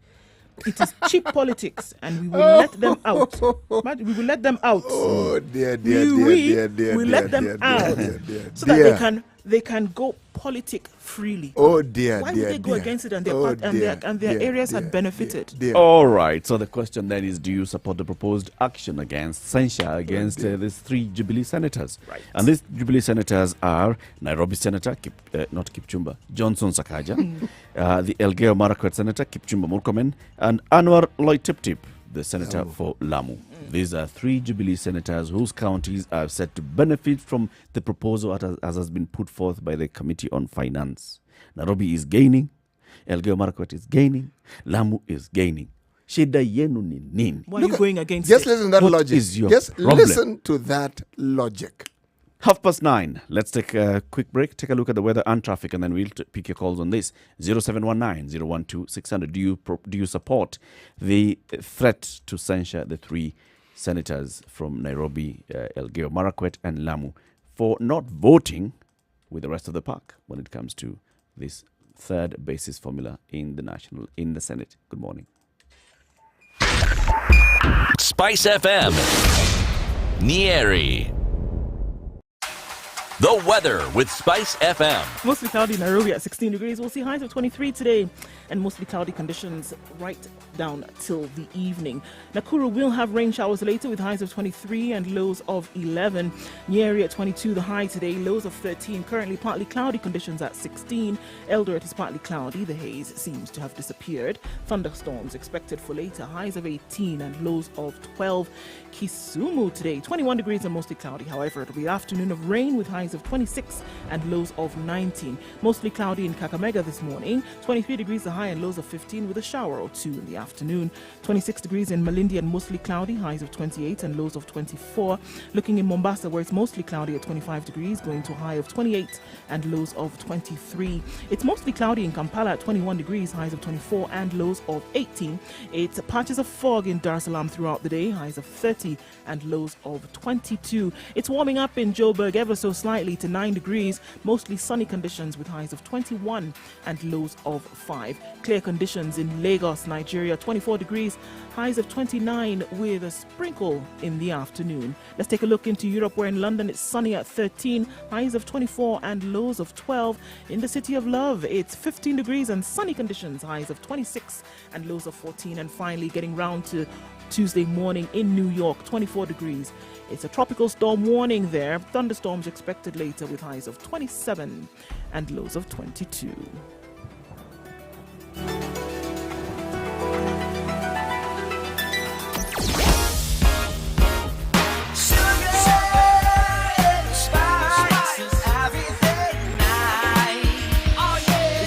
Better on Mombasa Road, not too much traffic as you're trying to get then into the CBD. You can veer off then getting through Nairobi West and then to Bagathi Way if you're trying to get into the city centre much faster. Otherwise, you're going to have to stay on Uhuru Highway for some time as you try to get into the CBD. All right, the traffic jam along Jogger Road today is starting from the Makadara railway station towards town. Vehicles are moving ever so slowly. Today, you don't know what's going on, but they're moving very slowly, getting to the roundabout and then into the CBD. It's still slow coming off Thika Road into the CBD and out, unfortunately. That one you're going to have to sit it out, guys, until that whole situation is sorted out. We'll be out of traffic hour quite soon, and so it shouldn't be too terrible of a Tuesday. Spice FMKE, not to forget, you can get in touch if you see something out of the ordinary or you want to be a good person and help out where you might be stuck.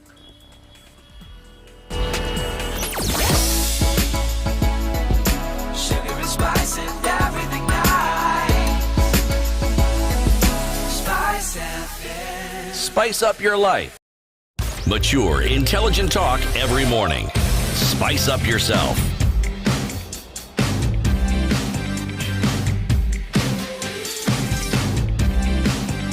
Mornings done right. 94.4 Spice FM, Nairobi. 6 minutes to 10 o'clock. The conversation continues. So 3 Jubilee senators are not going, are not following what is expected of them. This is Nairobi Senator Johnson Sakaja, Kipchumba Murkomen of Elgeyo Marakwet, and Anwar Loitip of Lamu. In the proposed formula, in what has been tabled by the Finance Committee of the Senate and what had earlier been proposed by the Senate Majority Whip, Irungu Kangata, these counties, after about 3 years when this formula comes to kick in, will benefit, will get extra money going to them in this new formula by CRA. Not by CRA, these amendments brought by the Finance Committee. Now, these 3, among others, decided to join this whatever group of bandwagon they call themselves, Team Kenya, and they went to the Senate last week wearing this flag on their neck as a tie and voting against what is expected of them. So, the deputy party chairman, and this is Mr. David Murada, is quoted in the Standard this morning saying, it is cheap politics, we'll let them out so that they can go and politic freely. They risk being censured by their party. And we're asking whether you support this kind of move by the Jubilee Party. Jimmy Kimani calling from Malindi. Good morning. Good morning, sir. Good morning. Yeah, asante sana. It's my first time to call here. But what I really want to put on this motion is that, you know, in the past, we had Fuata Nyayo era, where you were supposed to follow a step after a step. And after the Nyayo era went, now we have the Fuata Mkono era. This Fuata Mkono era is being dismantled because of specific people who are not in the right place. Because there was a reason why the president was elected. And there are other factors that led to other people inside the leadership. And this is the hardship we are facing at present. You cannot tell me that the constitution, ukiangalia, if you look at Article 27, where it said in bold, equality, freedom, and freedom from discrimination. As leaders, there is no way we can say that this constitution, yes, it has some problems other places, but other places it is okay. So, clearly, how can someone try to discriminate other people on the ground that there was money which was given to them, they did not do well, so now there is nothing to show, so they are not supposed to be added for money. So what we do, we reduce some money from them so that they don't eat this money they work. This is wrong and this is false. There are many government policies that have led to instability. So do you feel that this particular thinking of the economy of a specific area? Jimmy, there's a question here, Jimmy, from CT. So yes. Are you saying that the formula as was being advertised and being proposed would lead to instability within the country? Yes, obviously. When I am a Kikuyu, when someone talks about that we cannot give camels and trees to money to camel and trees, one man, one vote, this is so awful to me. But that is not the formula. That is people's pronouncements. Yes, it's someone's opinion, but I know the problem of a comment. Your opinion, you may be right with you have a right of your opinion. Yeah. But if your opinion is stupid, I have a right also to say that your opinion is stupid. To call it because out. there is a word stupid. You see, so now what I'm trying to say is this: if there is any leader that did not perform well with the money that he was given, and this is the grounds that you are putting, we have to give you less money. Why would you say that you're fighting corruption?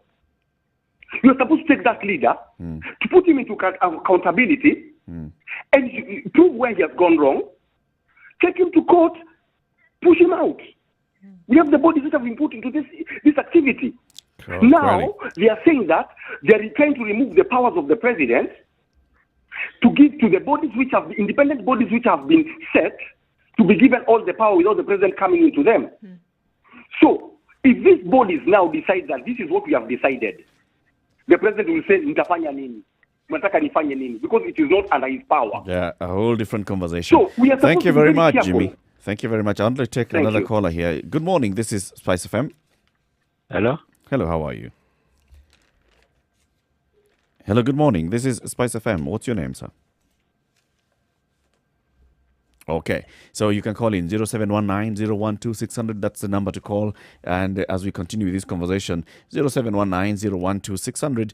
What do you think of this threat by the top leadership of Jubilee to censure the senators who vote against what is considered the party position? You know, the new constitution being actualized is really, if you ask me, the heart of this debate.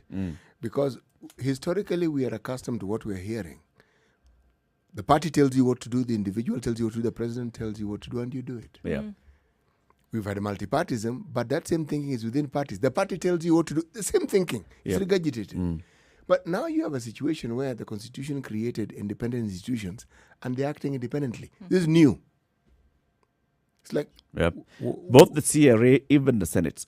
We've got also to remember, by the way, that what is being discussed now in the Senate is a complete variation from, many times variation from what the CRA presented. Completely. The Senate acting within its mandate because it's allowed to do that. But it doesn't have to adopt the formula that has been suggested. It looks at it, and it can considers then use it. It considers and then could use it to then form a decision for which they will use to go forward. Yeah, but a new formula must be. Yes. There has to be a formula. There has to be a formula. Paul Kinyanjui in Makueni, good morning. Good morning to you, Eric. How are you, Paul? I'm very fine, thank you. What do you think of this threat by the Jubilee leadership to censure the senators? Well, I think even before looking at that, you see, these leaders are there because of our vote. We are the ones who voted them in. And one of the things I've been asking myself is, when we are criticizing or talking about these leaders, the problem, I think, is in electing the right people in the position. And I was looking at the whole issue about the distribution and looking at, for instance, a person like me, just an example. You see, I was born in Nairobi, grew up in a different county, went for education in a different county, worked in a different county.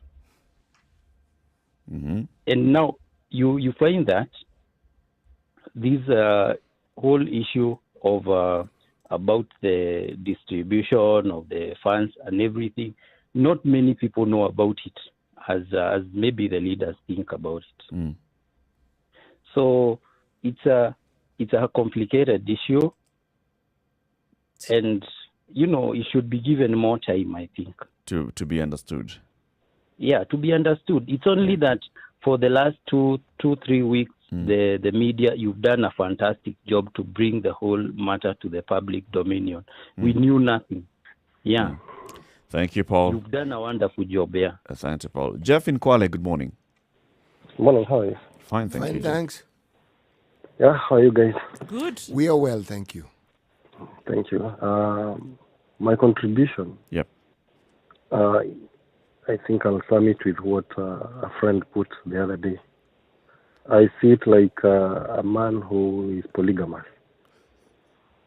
And one wife has 7 children, and the other one has 2. And now you want to share your resources. How do you distribute them? Do you look at who has a bigger compound or who has more children? Both points would look varied, but I think at this point we are putting politics, and so both of them don't look valid. They just look like it's politics everywhere. What I think Jubilee has decided to do, I may not agree into it per se. Yeah. But when they decided to censure the leader of the majority in parliament, we did not make noise. Some of us made noise and nobody listened. When they decided to censure Kindiki, some of us made noise, nobody listened. So I don't know why we should make noise now that they've decided to censure Sakaja and the other guys. It is actually Jubilee playing its own politics at either at its own detriment or at its own advantage. We can't even understand now. So you're saying this is normal behavior? Eating its own children. It is normal political behavior. It's like a dog that chews on its puppies. I mean, we don't even understand why. Thank you, Jeff. Let's hear from Zachary. Zachary, good morning. Oh, good morning, guys. Good morning. Morning, Zachary. I hope everyone, including Mwalimu, Andrew, and the rest are okay. We are all fine. Yes. Now, I want to use you people as an example, yeah? For you, by the way, somebody, I was trying to tell somebody yesterday to be listening to Spice FM, and I hope that he is listening because he has called me, and he has confirmed so. Great. That's my work. I go proselytizing Spice FM, yeah? You're a good evangelist. Now, for you, and he asked the names of the people who presented the situation room in the morning. And I had to tell all their names, yeah? Very good. And to the conversation on Jubilee. Sure. And now, Senate. you guys, for you to qualify to be called Spice FM workers, I know there are rules and regulations that you are given. And you are told you have to protect these rules and regulations and you have to live by them, yeah? Yeah. Now, Zachary is also part of Spice FM because I call regularly, I listen to you, is it? Very true. Suppose today I called you and I talked something bad, that should not be aired on air, is it? Definitely you are going to blacklist me and say, oh, this guy now is calling us while drunk, is it? And therefore he is of no input to our endeavors, yeah? Right. The same case, Sakaja is the the senator of Nairobi because of politics. And he is in politics through the train that is called Jubilee. Now he has come and he has said, "Oh, I have grown to be on my own, and therefore I can go against the rules and principles of this train called Jubilee." Why should he not be censored, actually? So he's basically just being brought back to the line. Definitely. And that is what happened to Mr. Kibiki and the rest who have been censored and they have been thrown away. So there's nothing wrong with it? Not because they are hated, but they have to do the right. But why can't Jubilee allow for divergence of opinion? Wouldn't you be happy that the people that are in your party are actually thinking, functioning, agitating, debating human beings? Allowing a variation of thoughts. Let me answer that one by saying, you see now, before they come to the public to show that they have got divergent issues, they should have convened that they should have looked at themselves internally, without coming to us to show, And now that is where they are failing. So they've failed in that. They have not ironed out these issues in their bedroom before coming out. They haven't. You know, Mr. Eric, you have your family and you have your kids and your wife, is it? And even the extended family. Before we come to see what you people are doing or to guess what you are thinking, by the actions that you are going out to portray in public, you should have discussed them internally. You know, they are called bedroom matters, dirty linen. Dirty linen. Don't bring it to the public. But now the Jubilee Party, and you know why I think this is coming because most of these people are young. You know, young blood is a bit hard to control, Who's young? Kipchumba, Sakaja, and Loitiptip. Yeah, those guys. How old must you be to be young, Zachary? The party is younger than them.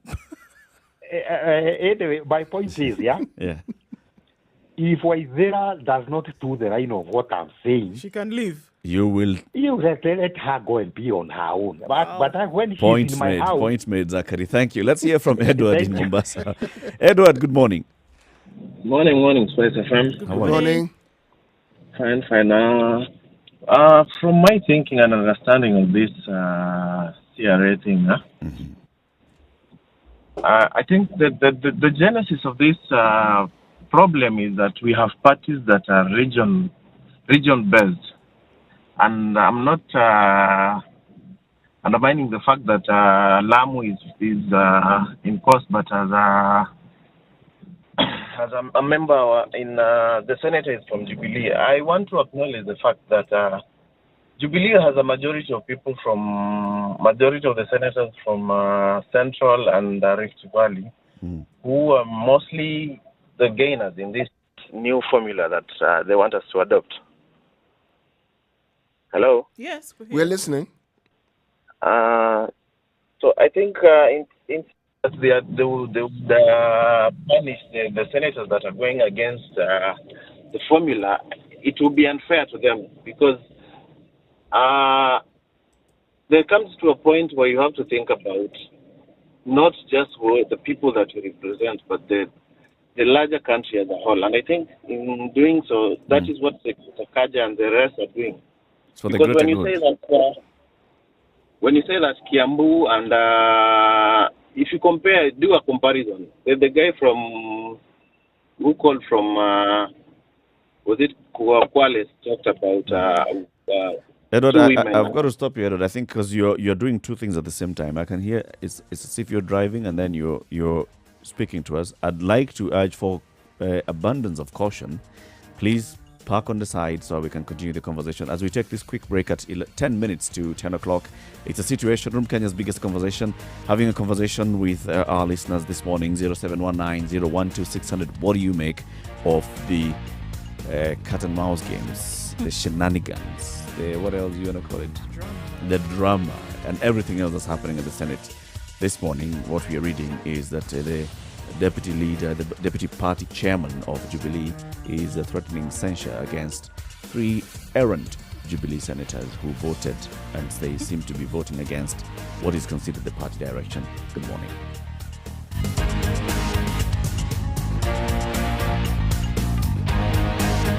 Spice FM. Spice up your life.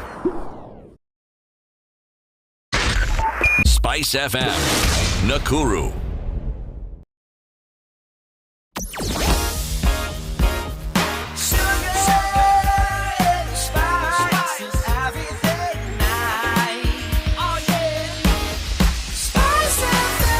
Spice up your life. Mature, intelligent talk every morning. Spice up yourself. 9 minutes to 10 o'clock. So Mornings Good morning. done right. Bernard, are you there? So the conversation Yes, we're I having am. is about the Senate. Good morning, Bernard. How are you doing? I'm doing well. How are you, Eric? Sisi tuko salama kabisa. Tunashukuru Mwenyezi Mungu. Thank you so much. Now, I want to add to my voice there. Yes. Looking at the way the discussion is going, and being someone who has traveled across this nation, Yep. it will be a disservice if we discriminate those guys from Asal region. Okay.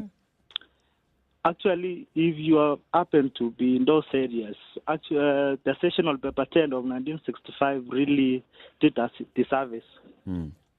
And it will not be good for us to just say we don't need an affirmative action.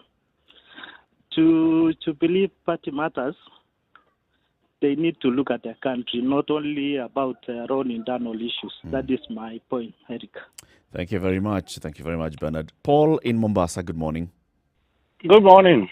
Morning, Paul. Habari ya Nairobi. Baridi. As kidogo joto, we are enjoying kidogo, so you can come. So, just a small one to this discussion. Yep.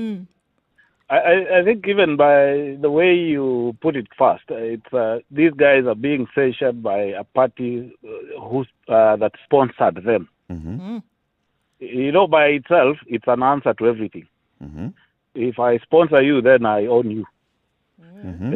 I remember this time when we had this gentleman from, I think it's somewhere in Nyanza, some constituency in Nyanza, who was being whipped from his, I think, committee, health committee or something. Or he's on Nyango or Chen or someone. But he's an independent candidate. You know, he stood on his ground and he did not have to toe anyone's line or whatsoever, because he is independent. He has an independent decision and everything. But most of our politicians, 90%, have been sponsored by some at some point. They've been given some money by the same people they are disowning, or they don't want to toe whatever they are saying. So the day politicians starts being elected because of their qualities, because of their values, because of what they stand for, they'll start being independent. But as long as they're being elected on the basis of the party, on the basis of who they are behind, then let us not find something funny in this. We will have to toe the line anyway. Asante. That's my thought. Still on the phone line, 0719-012-600. George calling in from Germany. Good morning. Good morning, Eric. How are you, George? Good morning. I think these guys are trying to do what we call divide and rule. And divide and rule means that it is better for me. But one thing I should tell Jubilee, they should allow and accept when there is criticism and dissenting opinions. Thank you. So that's what they should allow. Basically, allow freedom of expression. Yes. Thank you very much, George. In which city of Germany are you calling in from? I'm calling from Marburg. Marburg. And where is that place exactly, George? It's 100 kilometers from Frankfurt.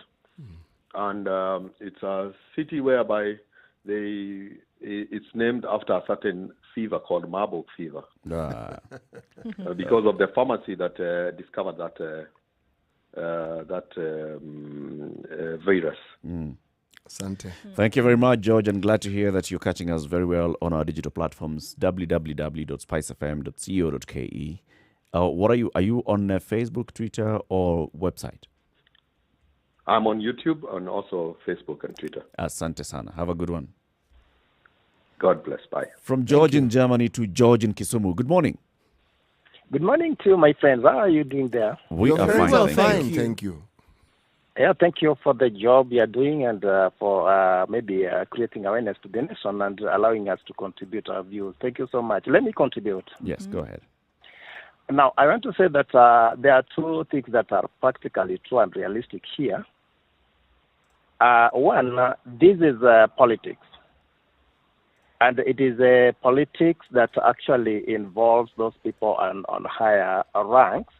And of course, there are some games that they're playing that are not very easy to actually understand. But according to my understanding, I want to say that whatever is up to be done to these three senators is correct as far as I'm concerned. Because one, there is no leader who would wish that his rules and instructions are being objected by his maybe juniors. Now, because now I'm reasoning from the political perspective. Now, that is why you see it is against maybe rules and maybe policies of the Jubilee for the juniors maybe to contradict whatever is being created by the seniors. So they ought to toe the line. They ought to toe the line. The number two, these guys who are trying to maybe object, they are not up to anything sinister. What they are doing is that they are trying to create room for their reputation and maybe recognition. And by the end of the day, people will live to know their names and their existence. Yeah. That is what they are doing. They know very well that they are going to lose in this game, but what they want to do is they want to maintain their reputation. They're building their profiles. And their status quo. Their profile, so that people will get to know that there is somebody called somebody and there is somebody called somebody. Thank you, George. Thank you very much for your views, and thank you very much for calling in to the Situation Room this morning on 0719-012-600. So the senators are back in the Senate today. Let's see whether this time the motion, the amendments being sponsored by Sakaja, by the others, are going to be discussed, or whether we're going to go back to the party position, which lost last time. So, does that tie into the proverb? Very much so. You see, if perception becomes your reality, that is what you hold dear to your heart. So, your entire vision will be clouded by that perception. So, indeed, the eye will not forget what the heart has seen. It'll stay like that. It'll stay like that because that's what you feel, that's what you know, that's what you believe. So your very vision is actually influenced by that. Asante sana CT Mugandu. Of course, say goodbye. Goodbye, and we'll talk again tomorrow. The conversations continue. Keep alert. What time does Monique come? 3 o'clock. Continue the story. Till 7 o'clock. Right. And then after that, the adults in the room from 7 to 10 p.m. All right. Join us again tomorrow, 6 a.m. to 10 a.m. in the Situation Room. Good morning. It's 10 o'clock.